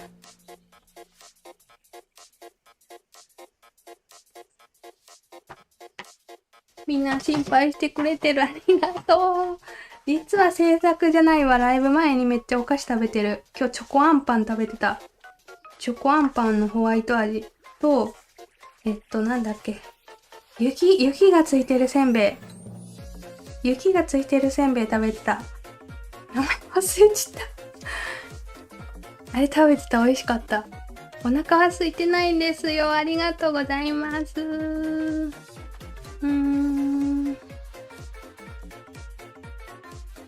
よし。で、一回固まって、次2層目流すんだけれども、ちょっと近すぎ？その前に、ちょっとこの辺気になるよね。汚い。気になるし、あとは、なんだっけ。茎取んなきゃね。茎。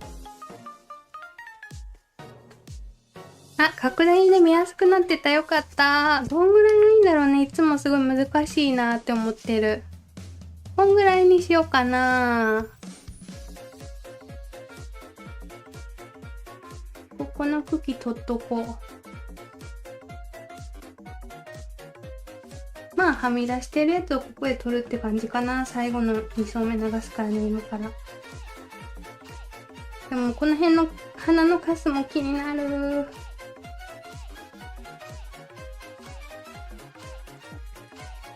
ここにもある。ほんで、だいたい、はみ出してるの取れたかな。で、2層目のレジン流します。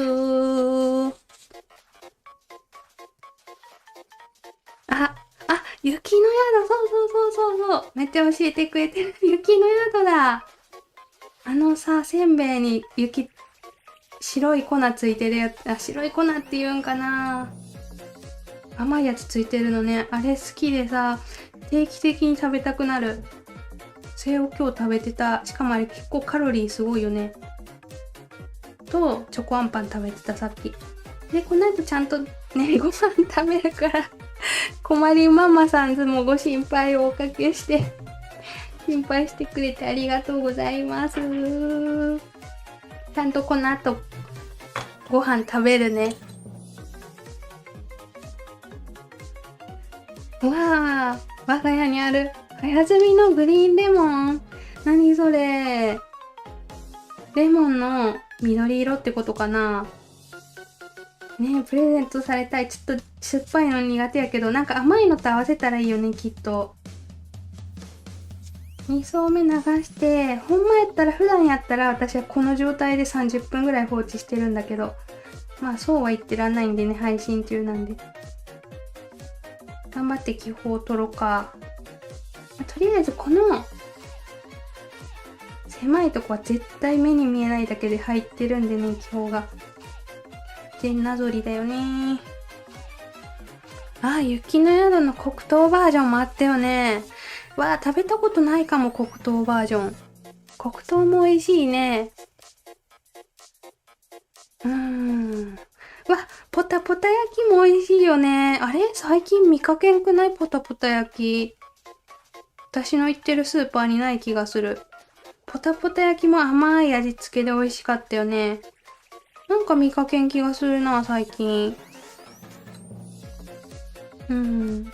ずっと頭の中でもありそうな BGM 流れてる。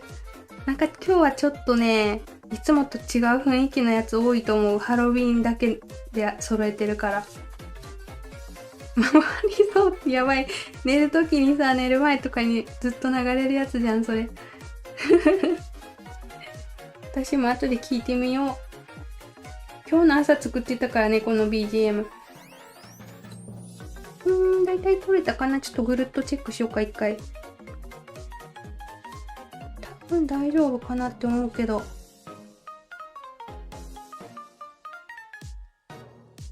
ピッピと。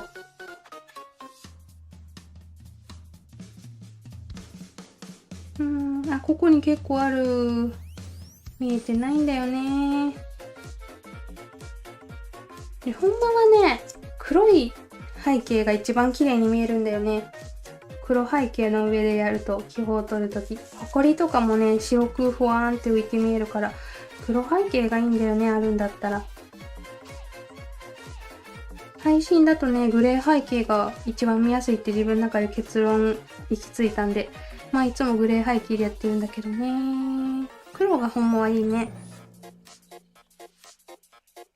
よし。で、固めて、次ね、イニシャルに戻ろうかと思います。固めてモールドから出すって感じかな。で、結構固めるし、ここでちょっと、プレゼントチャンスイエーイっていうのやろうと思います。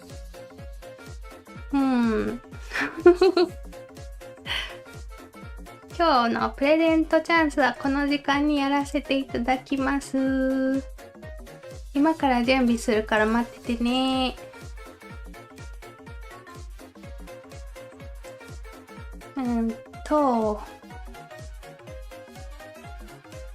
準備中、準備中。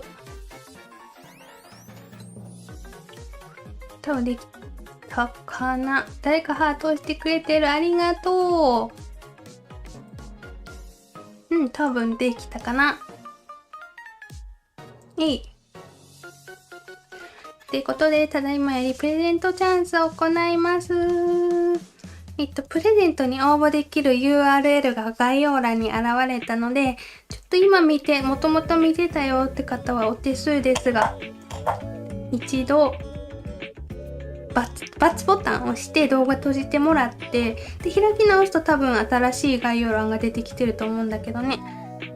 その概要欄の最初に載ってる URL から応募できますので、じゃん、今始まった。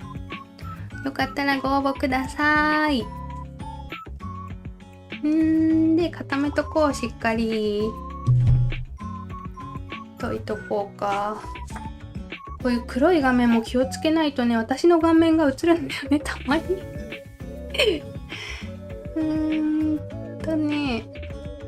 ポタポタ焼きのおばあちゃんリニューアルされたんだ。そのせいかな、全然見かけんくなったの。昔もっとあった気がするんだけどな。星食べようも美味しいよね。あれもなんか定番の塩味が美味しいって感じ。コマリーさんのアバターハロウィン仕様で可愛いですって。気づいてくれて嬉しい。そう、今日からね、ちょっと衣装チェンジしてみました。しばらくこれにしようかなって思ってる。ありがとう。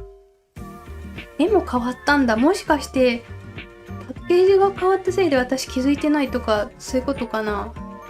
食べたくなってきた、そうやって話してたら。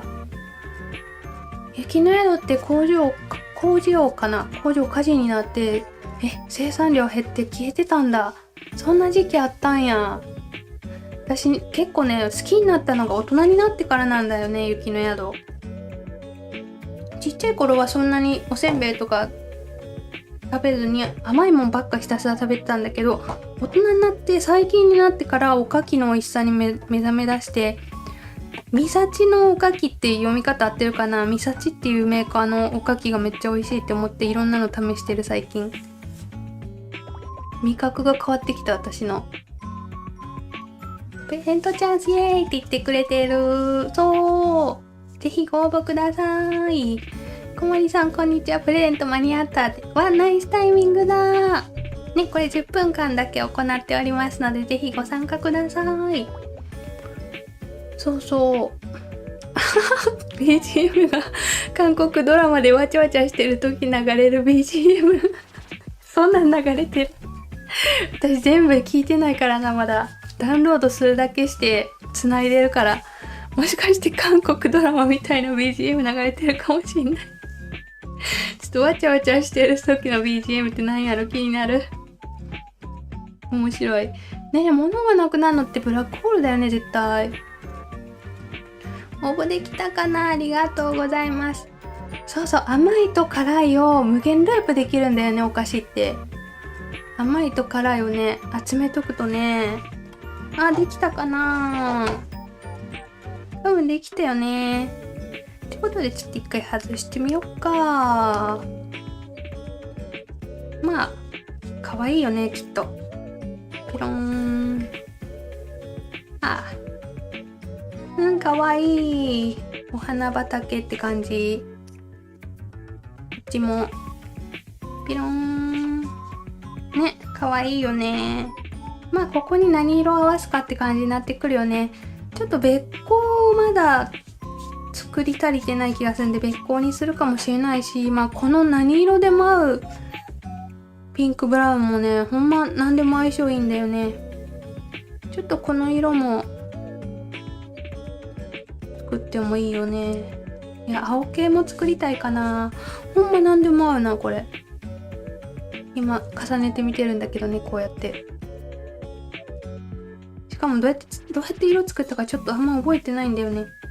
まあこれはこの後ほんまはヘアクリップ接着剤でペタってつけるんだけど、完全に接着するまで24時間かかるんで、今日は昨日作っといたこっちを色塗りしていこうと思ってます。その前にアルファベット仕上げよっかな。小森さんの8とか可愛くて好き。ねえ、あれ勝手に言っちゃってるやつだ。ありがとうございます。じゃあアルファベットどうなったかな。基本抜けたかな。だいぶ放置したけど。ピッピッピッと。結構抜けたかな。ここから仕上げをして固めよう。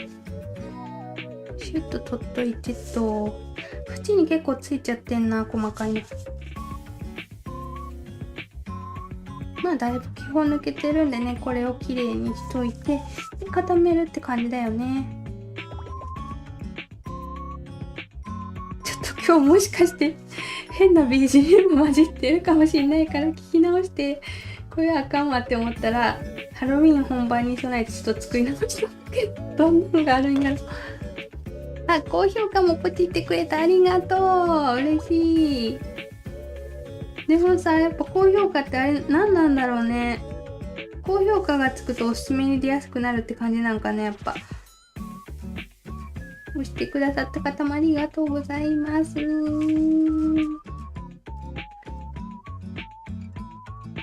ぐるっとそっか、最終仕上げやし。ほらもうここの隙間に、これ絶対抜いとかなきゃあかんやつ。こういうのがさ、やっぱ見えないんだよね、回さないと。ちょっと表に空気いっちゃってるけど、これは表面ぷっくりの時に埋めれるんで、これは問題ないよね。でもやっぱでっかいから、レジン消費するね、この子は。パイの実も好きだ。パイの実好きやけど、食べるときにポロポロこぼしちゃうのがね、そういうのもちょっと気になるね、お菓子買うときって。自分やったら綺麗に気をつけて食べれるねんけど、子供に与えるとポロポロこぼされるんだよね。これでだいぶ埋まったかな。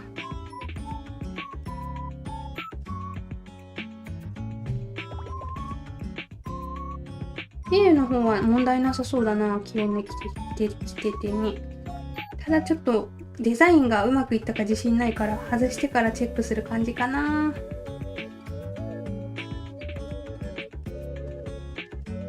だいたい大丈夫か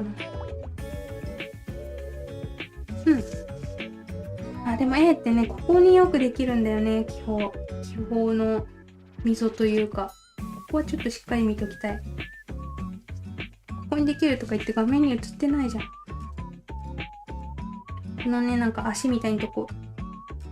よし、これでこの子たちも固めて、で、次カラー流す感じになるよね。まだあった、気になるの。よし。おー。いけー。固めよう。今できたやつこの辺かな。整列しとこう。応募完了です。ありがとう、応募してくださった方。プレゼントはね、概要欄の見方もまず載せようか。概要欄ね、動画のタイトルのあたりをポチッとしてもらうと開くんだよね。かぶってるね。そうするとなんか説明文みたいのが開いてね、上から2行目ぐらいに URL があると思う。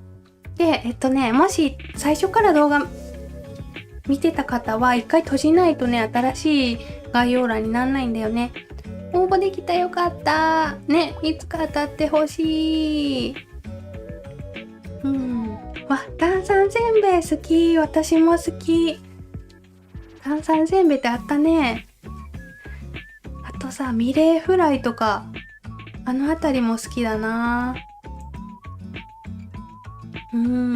あれ、プレゼントチャンスを出してと。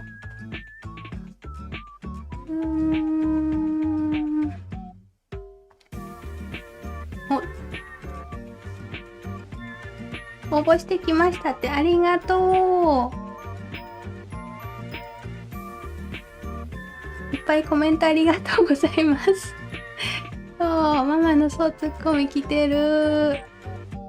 みんなちょっと待って。みさちって怒られてるっていうか、ママさんたちのツッコミが入ってる。参考成果なんだ。私みさちって変換していつもネットスーパーで買ってた。参考成果なんだ。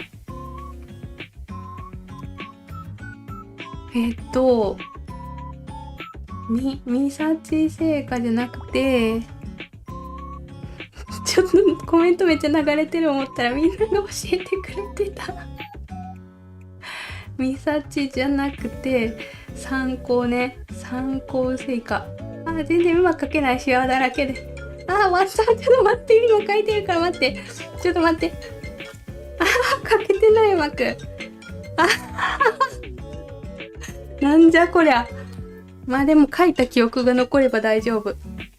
ことでプレゼント企画ちょっと一回削除したいんだけど、これね、今プレゼント期間中にライブ動画を開いてくれた方はずっとライブ配信終わるまで残ってるんでね、配信終了後に抽選するんで、それまでは応募有効なので、今手が離せなかったよって方は後で応募してみてくださいね。参考成果だった。今直した。切ないね。またやらかして手袋欲しい。この手袋欲しい。めっちゃ汗ついてるけど大丈夫ねえ。インフルエンザなっちゃった。大丈夫？かわいそう。早く良くなるといいね。インフルエンザになりながらもちゃっかり応募してるね。偉い偉い。ゆっくり休んでね。そろそろ仕事戻らなきゃって。お仕事の方も頑張ってください。ありがとう。から長そっと。ね、漢字。なんかさ、毎回漢字1個間違えるよね。毎配信。私が最近、この前私旦那にさ、三幸製菓ってやつのせんべいめっちゃ美味しいでって言っちゃったよ。でも何もツッコミ来なかったから旦那も知らなかったんだろうね。じゃあここから流していきましょう。これもういい感じに基本抜けたと思うんでね。だいぶクリア強かったな。ちょっと流しすぎ。ちょっと落ち着いて。クリア感強いな。まあ大丈夫っしょ。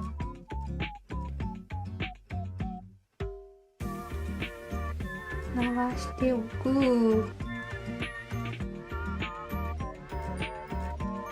やばい。M のさ、この困りっ子の方が M のこの隙間のこと魔の谷って言ってたんだけど、魔の谷にめっちゃ流しちゃったカラーレジン。やばいなこれ。取れるかな。取れそうだね。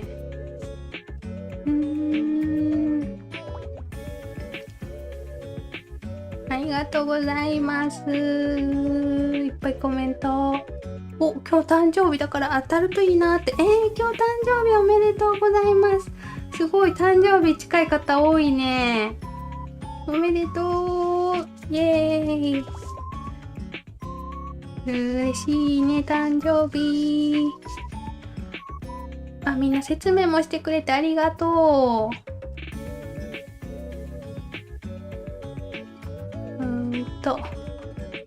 ぐるぐるぐるぐる。ありがとうございます。コメントいっぱい。お仕事終わりました。こんにちはって。いらっしゃい。お疲れ様。お仕事。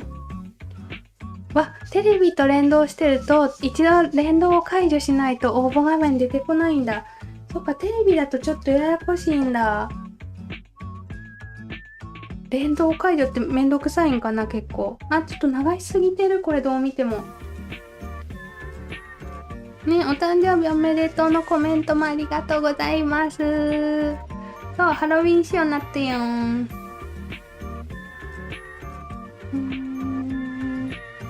猫のご飯出してきますって。いってらっしゃい。猫ちゃん待ち遠しいだろうからね、ご飯。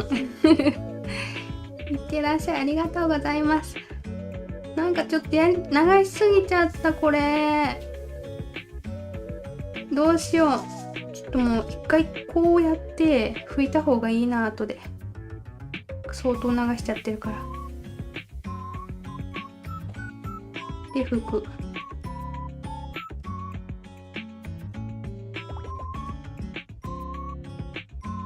机にブラシべちゃんって置いてた。机もどんどん汚れてくるね、レジンしてると。これ今日ぷっくりまでいけるかな思ったけど、時間の問題が。大丈夫かな。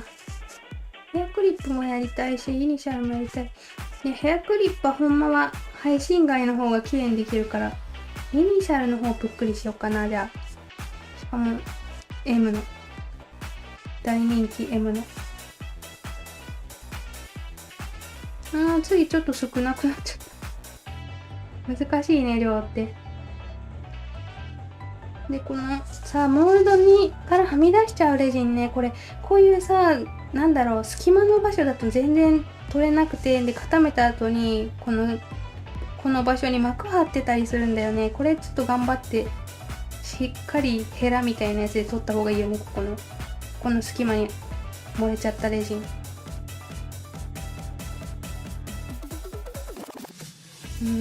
て思ってる。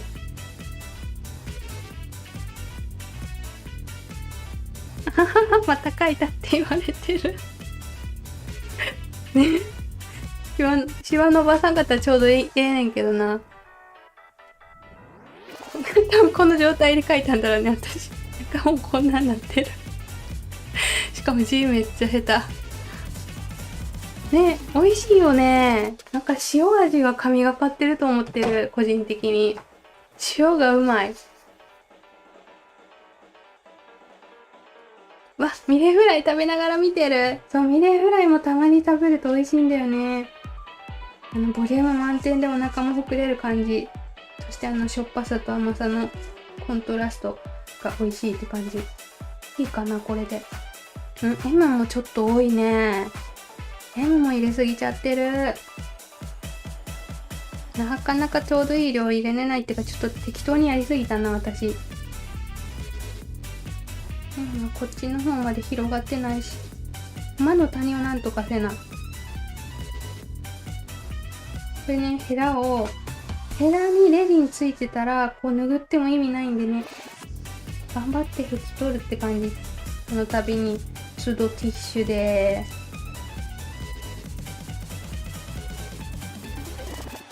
ここは後から直すのめんどいから頑張っときたいね、今。混んでいいかなあ、でもここ出てくるな。混んでいけそうな気がする。なんかだいぶ薄いね、色。まあ、いっか、たまには。お花たちが強いしね。で、はみ出してるとこも、ちょっと取っといてと。これ取れないの、なんだ。あ、取れた。で、固めようと思います。で、それ終わったらね、モールドゾーンが終わるんだよね。大丈夫かな、はみ出し。はみ出しいないかな。はみ出し1個いないかな。よし、行こう。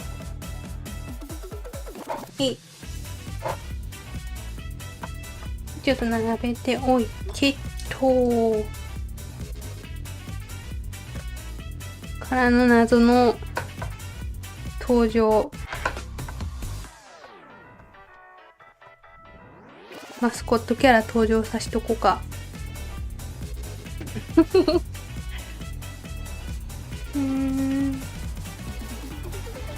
あ、下まで、あれ動かんくなった。あ、いけたいけた。お誕生日のお祝いもありがとうございます。娘が誕生日なんだ。娘さんおめでとう。私も今日誕生日。すごい。今日誕生日の人、これで4人目ちゃう。さっき、明日の方もね、2人いたけど。誕生日の人多い。おめでとうございます。多いね、誕生日。すごい。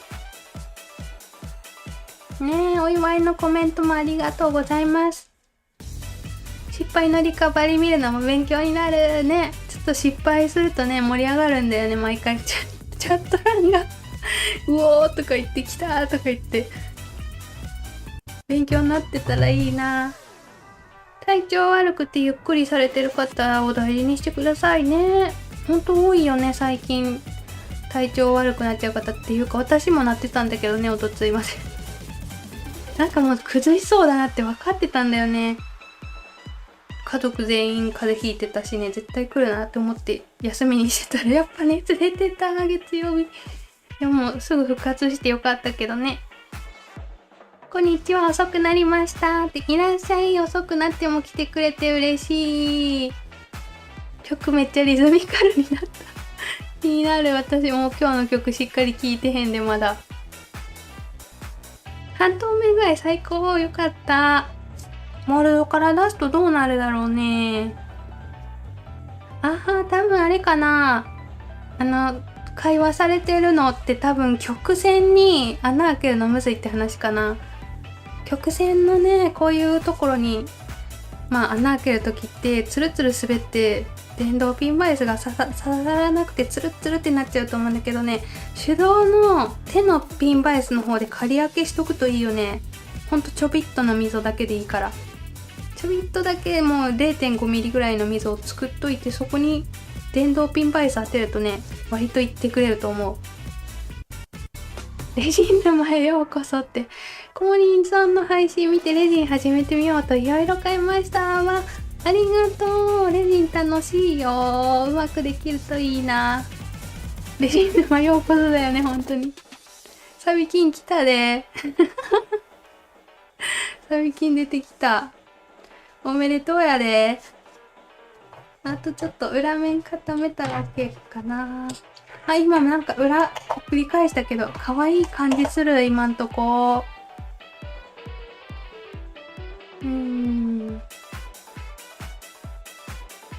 サビキンイエーイ。私もコロナになって鼻やられてる旦那さんが、私も去年の12月になってもうすぐ1年経つけど、未だに鼻の嗅覚しっかり戻ってないよ。なんか元あった嗅覚の3分の1ぐらいしか匂わなくなっちゃった。でも文句言われないの助かるね。こまりちゃんのイヤリング、ヘアクリップ、娘のお気に入りです。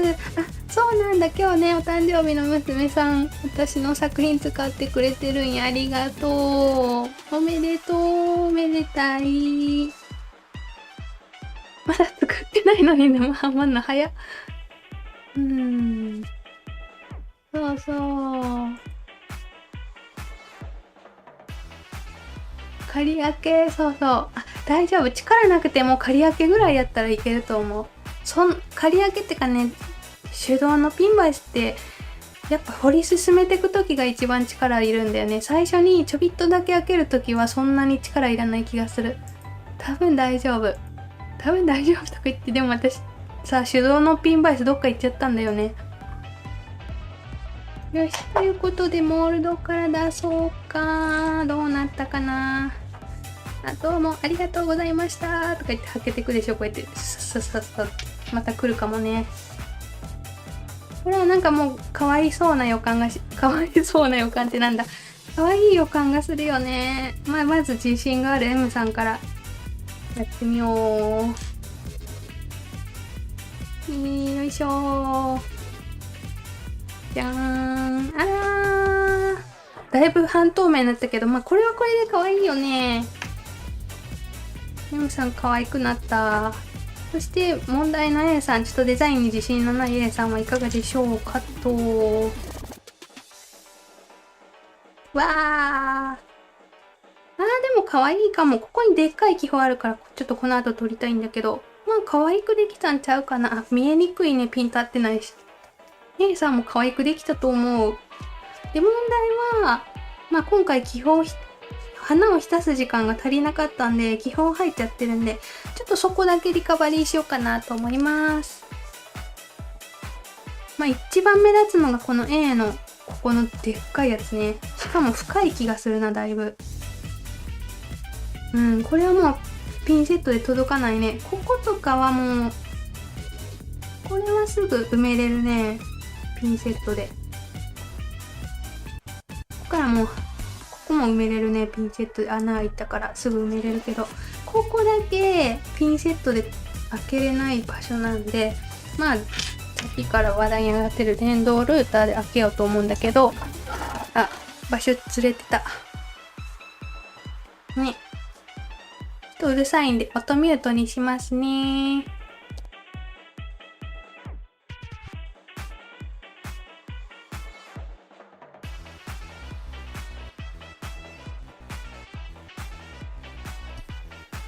こんな感じで開いたんで、この気泡できちゃった場所レジンで埋めていくかって感じだよね。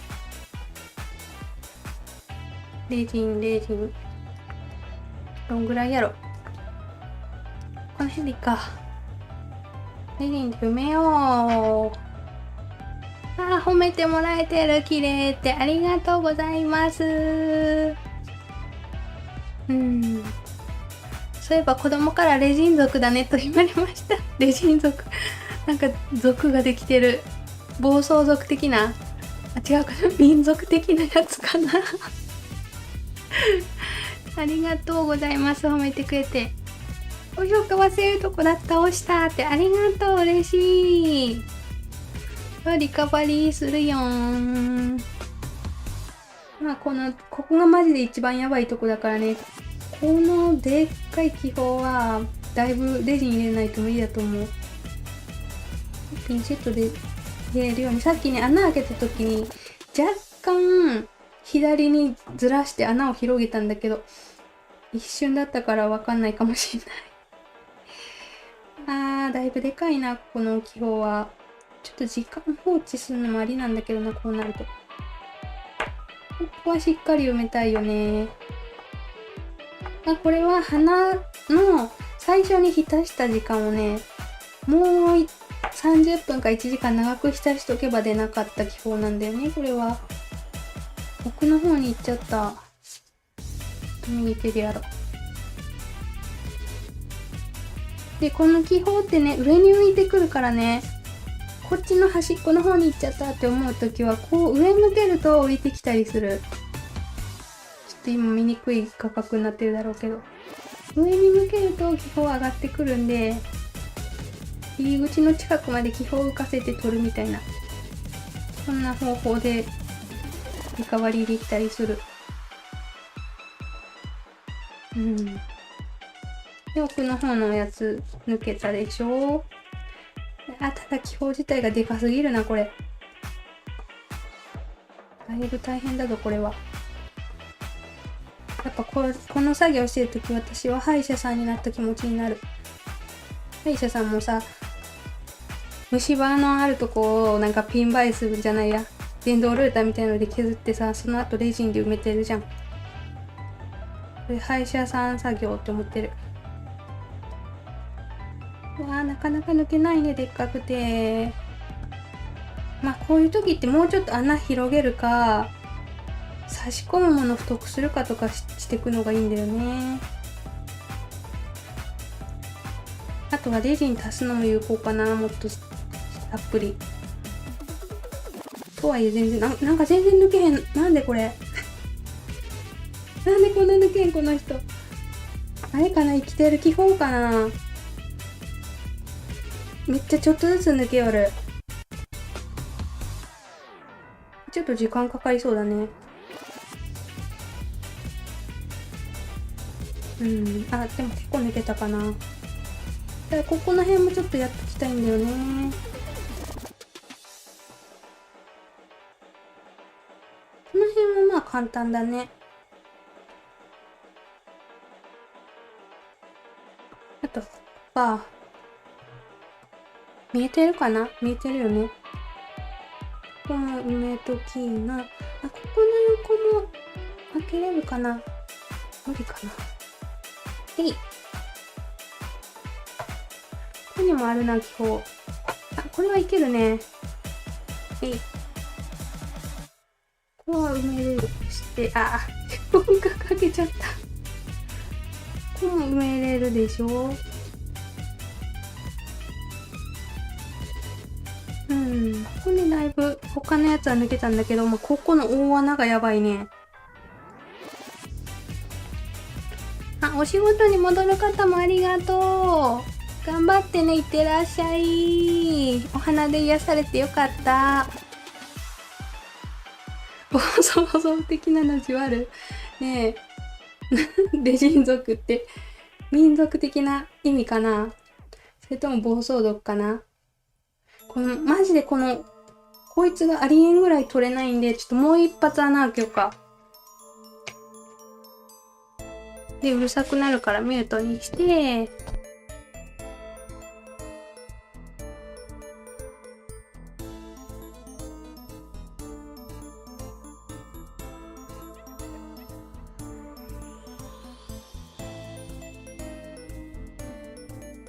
これで見える。民族的やったんや。私すぐそういうなんかヤンキーキャラ付けされてるからすぐ暴走族とか言っちゃうけどね、民族の方やった。で結構なんか削ったかけらたちをちょっと取っとかないとね、これ汚いから。で結構でっかめの穴もう一個開けたんで、これで抜けるんちゃう、さすがに。こっからどう、相当すごい気泡入ってたな、ここ。2個開けちゃってよ、1箇所で穴。今パーンってすごい抜けて割れた気泡が、でっかい気泡が抜けて、でもまだいる。パーンって抜けて割れたとか、語彙力。頑張って出ておいで。これはね、私このぐらいの気泡はやっぱ抜きたいなって思う。すごいちっちゃめの気泡やったらあんまり気にしずにそのまま入れちゃったりするんだけどね。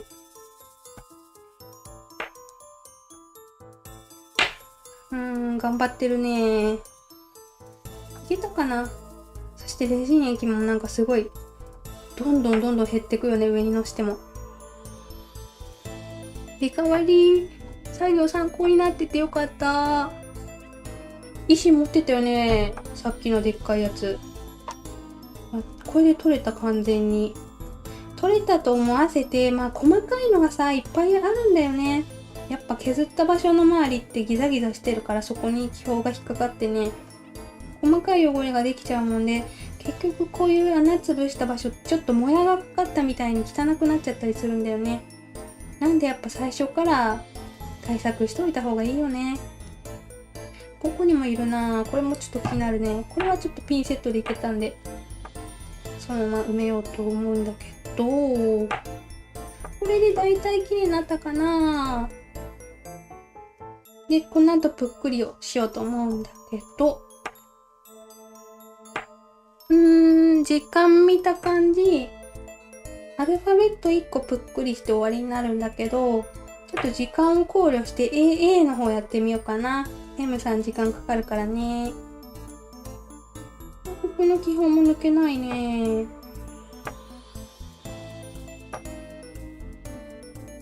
この A さんをぽってりさして今日のライブは終わりになる予定ですので、まだお時間ある方はぜひお付き合いくださいね。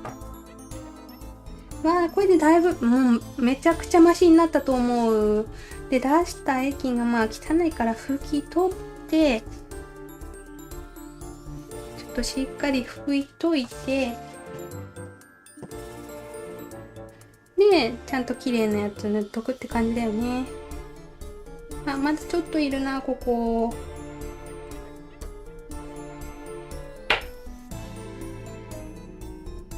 これは取っときたいね。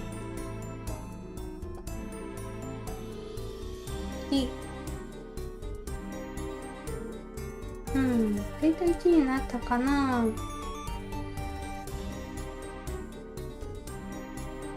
結構こっちの方まで来てんな。よし、ということで直せたかなって思ってるんで、こういうちっちゃいのも気になるな。ここにある。見えるかな。見えないかも、ちっちゃすぎて。ここにちっちゃい穴開いてる。これも今埋めといた方が後で楽。埋めれたので、これで固めたいと思います。そしてその後サイドコーティングからの表面ぷっくりをやろうと思います。で多分さ、このカラーぷっくりしたらめっちゃ可愛くなるんちゃうかな。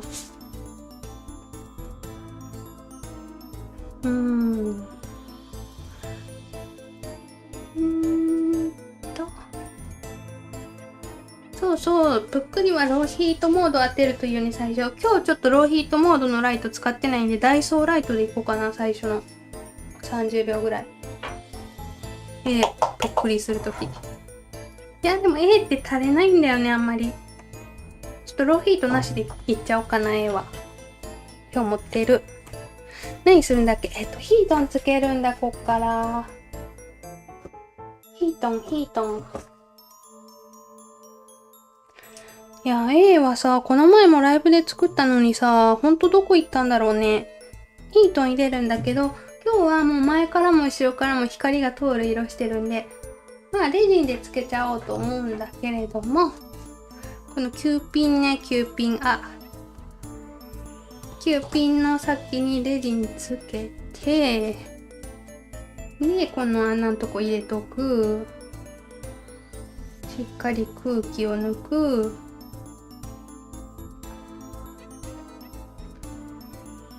まあでもこの手順私過去のライブでもやりまくってるからみんなもう知ってるかな。でも初見さんもたくさん来てくれてるからね、やっぱ説明しとこう。で、ヒートン入れる。手袋がもう細かい。手袋が細かい、持てへん。コーティングみたい。よかった。でね、コーティングはちょっとね、コツが結構、なんだろう。ライブじゃ語り尽くせないぐらいあるもんで、動画出してるんだよね。サイドコーティングだけ説明してる。それね、今日概要欄に貼ってるので、ちょっと真ん中の辺にあるかな。気になった方は見てみてくださいね。ぐるぐるぐるぐるぐるコサミット。バリがある。バリも取ろうね。これでとりあえず一回固めるっしょ。ヒートンつけたいんでね。その後バリ取って、でサイドコーティングしよう。ヒートンだけいたが画面の上に。でもやっぱ昼になると結構暑くなってくるね。朝めっちゃ寒かったけど。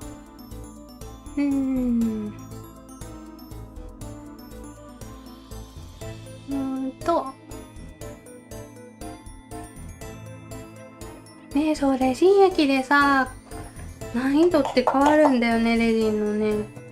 私もすごい最初の3年ぐらいめちゃくちゃ苦労してた気がする。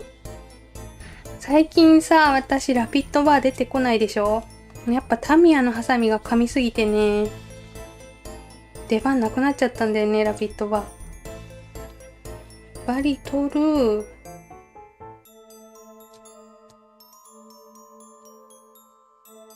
でもこういうなんだろう。でもこの細かい場所もいけるか、タミヤ。こういう場所だとラピッドバーがいいよって言おうとしたらタミヤでも取れた、普通に。先っぽ細いから。いやー、タミヤ強いわー。このハサミもね、概要欄に貼ってるんだけど、視聴者さんに勧めてもらって使い出したやつなんだよね。バリ取れたかなーってなったんで、こっからサイドコーティングしようかと思います。絶対ぽってりしたら可愛くなる子だね、この子。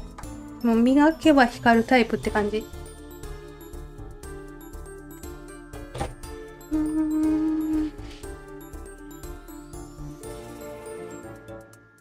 よし。サイドコーティングはいつも使ってる作家のためのレジンのコーティング剤を使うんだけど、こういうボトルのまま使うとね、下の方につぶつぶが溜まってってね、コーティング剤にボツボツが出るようになっちゃうんで、私はいつもね、ケースに移し替えて使うようにしてます。こんな感じでね。で、やると上から使うとボツボツ出にくくなるんですね。で、このハケで塗るって感じかな。どっから塗ろう？上から行こうか。でも面ごとに固めるって感じだよね、もう。ちょっとつけすぎたわ。ちょっと待って。ライトに触っちゃった、コーティング剤で。こまめにこまめにやっていく感じかな。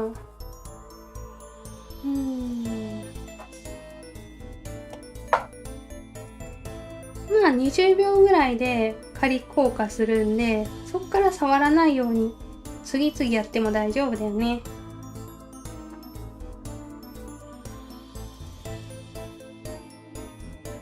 コーティング最近なんか調子が良くてうまくいくことが多いけど、今日はどうかしら。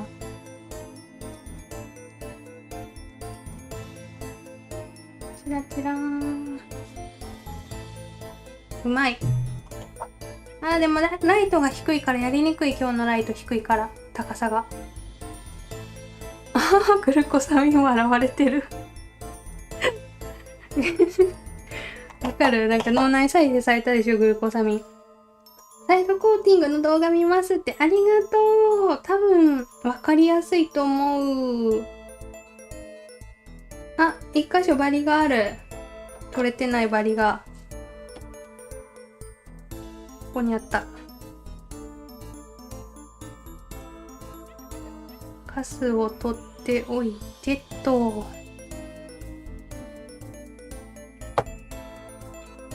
そう、ラビットバーよりもね、タミヤのが万能な気がする。やっぱ、バリ取りにしても。いや、どうやろ。でもやっぱ、曲線になったらラピッドバーのが強いんかな。丸い作品のバリ取りとかなったらね。かもしれない。ラピッドバーのが強いかもしれない。こういう直線ばっかのやつやったらタミヤで十分だったな。うわ、もうここにもあるバリ。なんで塗るまで見えないんだろうね、バリって。誰かハートをしてくれてる、ありがとう。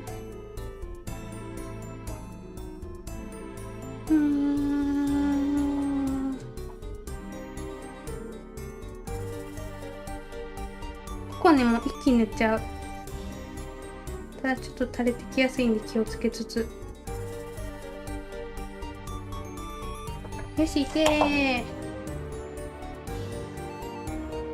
スイッチの位置とかも気になるね。私もいい加減電動ピンバイスのいいやつ見つけたいな。今のやつ気に入ってないものってね、私概要欄に貼らないんだよね。例えばさ、この手袋の下にメッシュ手袋つけてるんだけど、この手袋さ、指先がこう、なんだろう、指先に余ってるんだよね、布がこうやって。なんでめっちゃ使いにくいんだよね。なんでまだ概要欄に貼ってなくて。次買ったやつがちゃんと良かったら貼ろうと思ってて。なんか気に入ってないものを概要欄に貼らないもんで、いつもピンバイスとか手袋貼ってないんだけど。なんかいいの見つけなきゃ。そして私、今週末 Amazon プライムセールでしょ。そこで爆買いしようと思ってるから、ちょっとそこでいろいろさ、気に入ってないものを買い替えたいなと思ってる。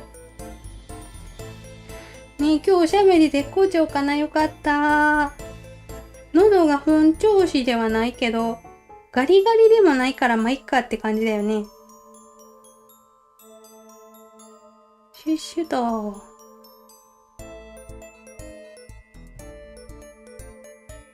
A はまあ、やりやすいよね、結構。アルファベットで一番むずいの自分の中で C なんだよね、C。C がむずい。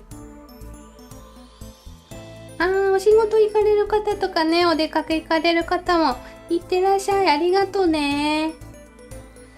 そう、小まりさんが使ってると品薄になる気がする。ねえ、すごいありがたい。タミヤのハサミ紹介するたびになぜか在庫なくなるんだよね。あれ多分さ、店舗在庫が常に10個ぐらいしか置いてないとかそんなんやと思うんやけどな。タミヤのハサミはなんか毎回なくなるよね。あれ、全部塗ってる。全部塗り終わってた、知らん間に。ただちょっとここポツポツ気になるんで、ここだけ塗り直そう。知らん間に塗り終わってた。ただまだ全部20秒ずつぐらいしか固めてないんで、この後ね、しっかり固めたいと思います。よ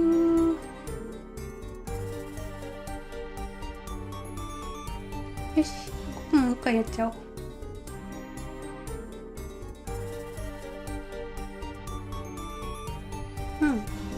多分綺麗だと思う。で、ちょっと長めに硬化したいよね、コーティング剤。遅いから固まるの。この後ぷっくりする感じかな。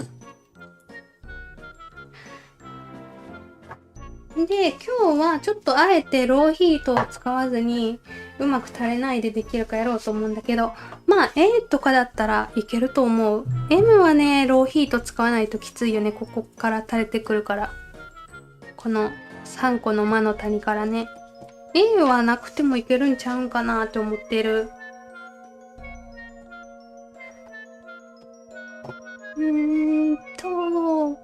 ティングうまくできません。だよね。コーティングだけは技術介入要素だからね。やればやるほど上手くなる系の場所だから、コーティングだけはね。ほんまに私も動画出してるけど、いっぱいやるのが大事かなって思ってるんだよね。難しいよね。で、なんだっけ、ぷっくりするんか。まあ、ちょっとまだコーティング硬化しきってないんだけど、触らなければ問題ないんで、表ぷっくりして終わりって感じにしよっかな。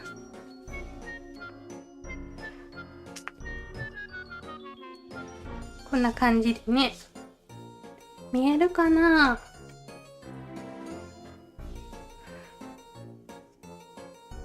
もうちょっとこっちか。この辺だ。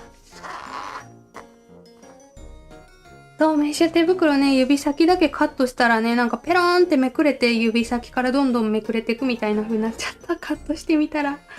やっぱちゃんと指先も丸くなってる、ちゃんとして使えばよかった。私さ、Amazon でメッシュ手袋で検索して最初に出たやつ買っちゃったんだよね。もう時間が常に足りてないからめんどくさくて探すのが。一番最初に出たやつ買ったのが多分間違ってたね。そう、爆買い。節約。節約ダメだ。私プリンターも買ってしまった、今月。プリンターなんか調子悪くてさ、印刷すると線が出てきてたから切れそうになってね、勢いで新しいプリンター買っちゃったから、やっぱ節約は11月からしようかなって思ってる。毎月行ってるんだけどね、そうやって。来月からって毎月行ってる。で、これもちょっと放置したいんで、プツプツ抜きたいんで、その間にバーってね、今日もたくさんコメントいただいてるんで、何個か読んでいけたらなと思ってます。A はそんな足りやすい場所もあんまないからね。まあ、穴の周りがちょっと怪しいかな。なんで穴の周り少なめに液置いとくって感じ。この状態でちょっと放置しようと思います。あと一回水も飲もうか。みんな心配してくれるからね。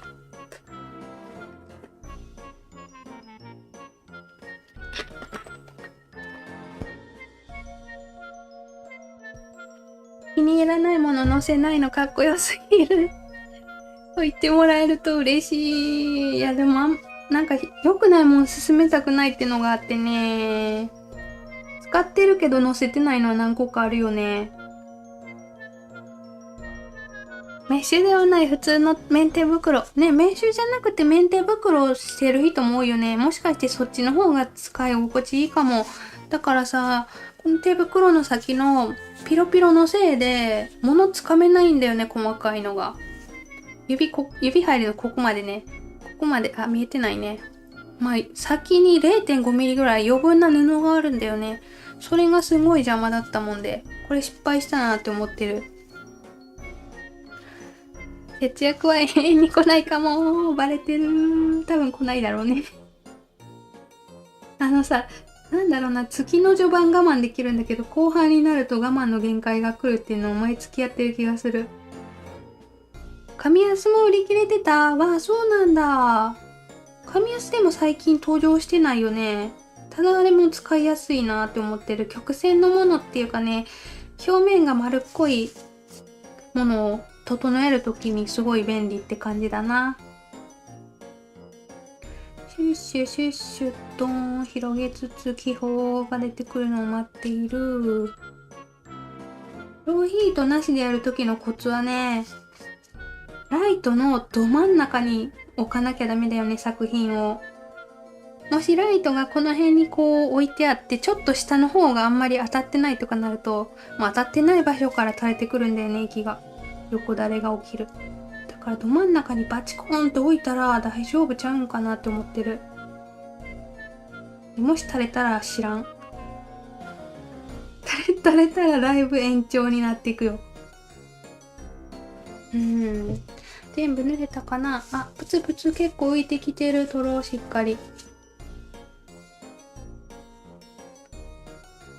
これがまあ細かすぎてね、見るの大変だから、やっぱ私、1年後の私は拡大鏡で見てるんだろうね。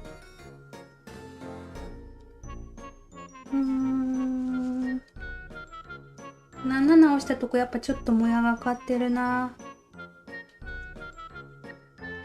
ほんで多分全部濡れたし、まあポツポツ気泡抜けたっつっても、ほんまはねあと10分ぐらい置いといた方が綺麗になるんだけどね。最低限は抜けたと思うんで硬化しようと思います。濡れてるかな、塗り残しあったら嫌だよね。ここでないかな。ちょっとこっちの方が液多くて、ここが足りてないで移動しよう。ここが多いな。ここが足りてない。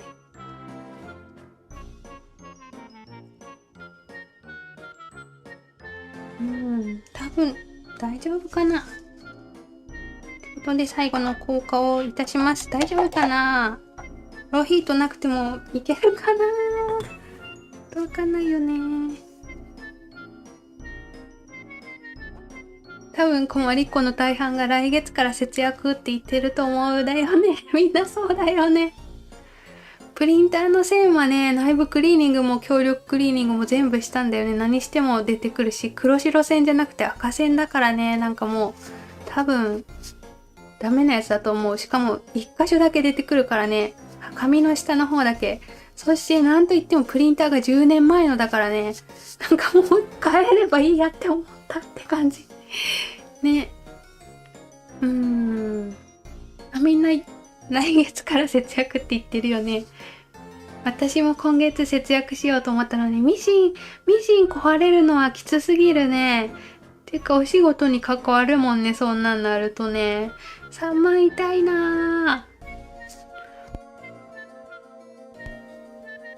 そして来年になったらまた来年。永遠に無限ループ。多分そうだよね。でもたまにさ、なんだろう、半年に1回ぐらいちゃんと節約できる月を作りたいよね、頑張って。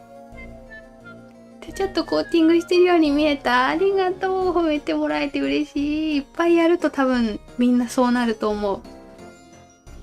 ET みたいな指長用の指長の肩用の手袋。ET 用手袋。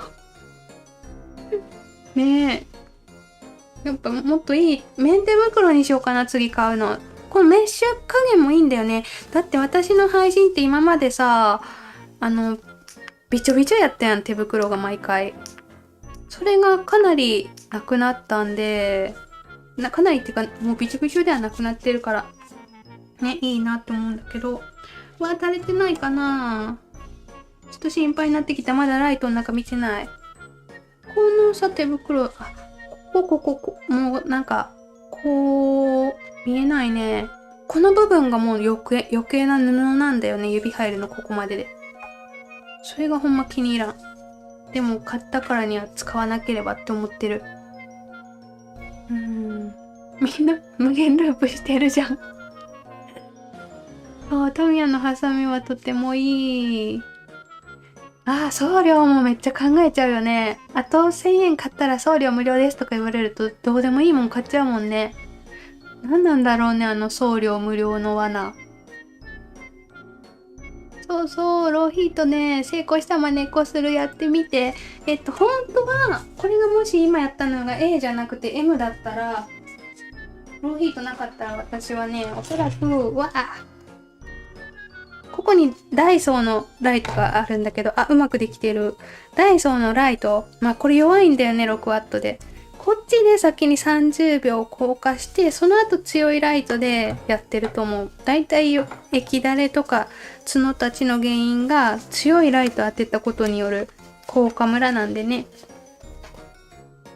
もし M だったら先にダイソーを当ててたかも。ということで、ぷっくりもできましたね。なんかいい感じになったな。夏っぽい透明感出ちゃったけど。ね。こんな感じになりました。液だれもいませんね。うまいこと。だから今日作ったのは、ほんまはね、ヘアクリップもやろうと思ったけど、完全なる時間オーバーだったね。今日作ったのこの辺りかな。で、前から作ってるのが、この辺りって感じ。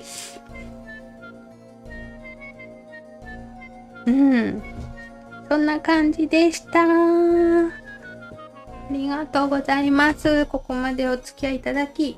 ということで、ちょっとコメントバーって読んでいこうかな。ケラッタのライト弱くなってきたね。寿命あるよね、ライトって。私も3ヶ月ぐらいで2台目買ったな。ケラッタのライトなんだかんだ3台使ってたんだよね。もう生産中止になっちゃったけど。ほんとよかったのにな。生産中止っていうかね、別のメーカーが出してるのが Amazon にあるはずなんだよね。それも見てみたいと思いつつ、やっぱいろんなの使いたいなっていうのがあってね、毎回変えてるんだけどな。すごい、紙ライトがいつか出てほしいってか、クロッチャに私がいろいろ言えばなんとか出る気もする。ちょっと今後にこうご期待ください。私のダイエット似てる。ダイエットもそんな感じになるよね。めっちゃお腹空いて甘いもん食べたくなって、さあ、ダメってなるよね。毎日 Amazon や楽天で買いまくってます。めっちゃわかる。私もだからさ、申し訳ないんだけど、郵便局員、宅急便配達員さんがほぼ毎日来るとかあるもん、たまに。昨日佐川で今日大和で、次の日日本郵便でみたいな。ほぼ毎日来てもらってて申し訳ないと思いつつ、まあ毎日家の前通ってるし、いっかって思っちゃう。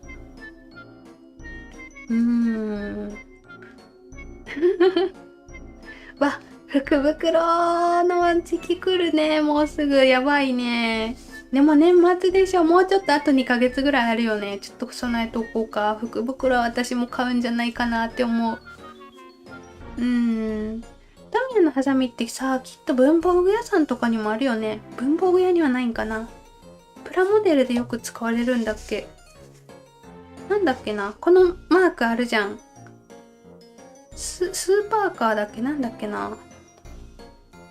どこにあるんだろうね。あ、ヤマダ電機にあったって前誰か言ってたね。ヤマダ電機のプラモデルコーナーみたいなとこにあったって。なんか結構あるらしい、いろいろ。コーティング剤はね、いやー持たないね。もっとでかいの出してほしいもん。ほんと作る作品によるけど、1ヶ月1本以上使ってるからな。もっとでっかいの出してくんないかなって思ってる。あと、いつもクロッチャで買うとさ、このコーティング剤に塗る瓶ついてくるじゃん、ハケが。ハケいらないからさ、安くしてほしいなって思ってる。ちょっと今度言おうかな、また生意気に口出しを。あれ、ハケどっか行っちゃった。あ、いた。こう、ハケがついてセットになって売ってるんだよね。多分、こっちの原価が高いはずなんでね、こっちいらないんだよね。これだけで売ってほしいって思ってる、私。ハケはさ、エタノールっていうかレジンクリーナーとかで拭いたらね、結構持つからさ。ちょっとそういうのも考えてほしいよね。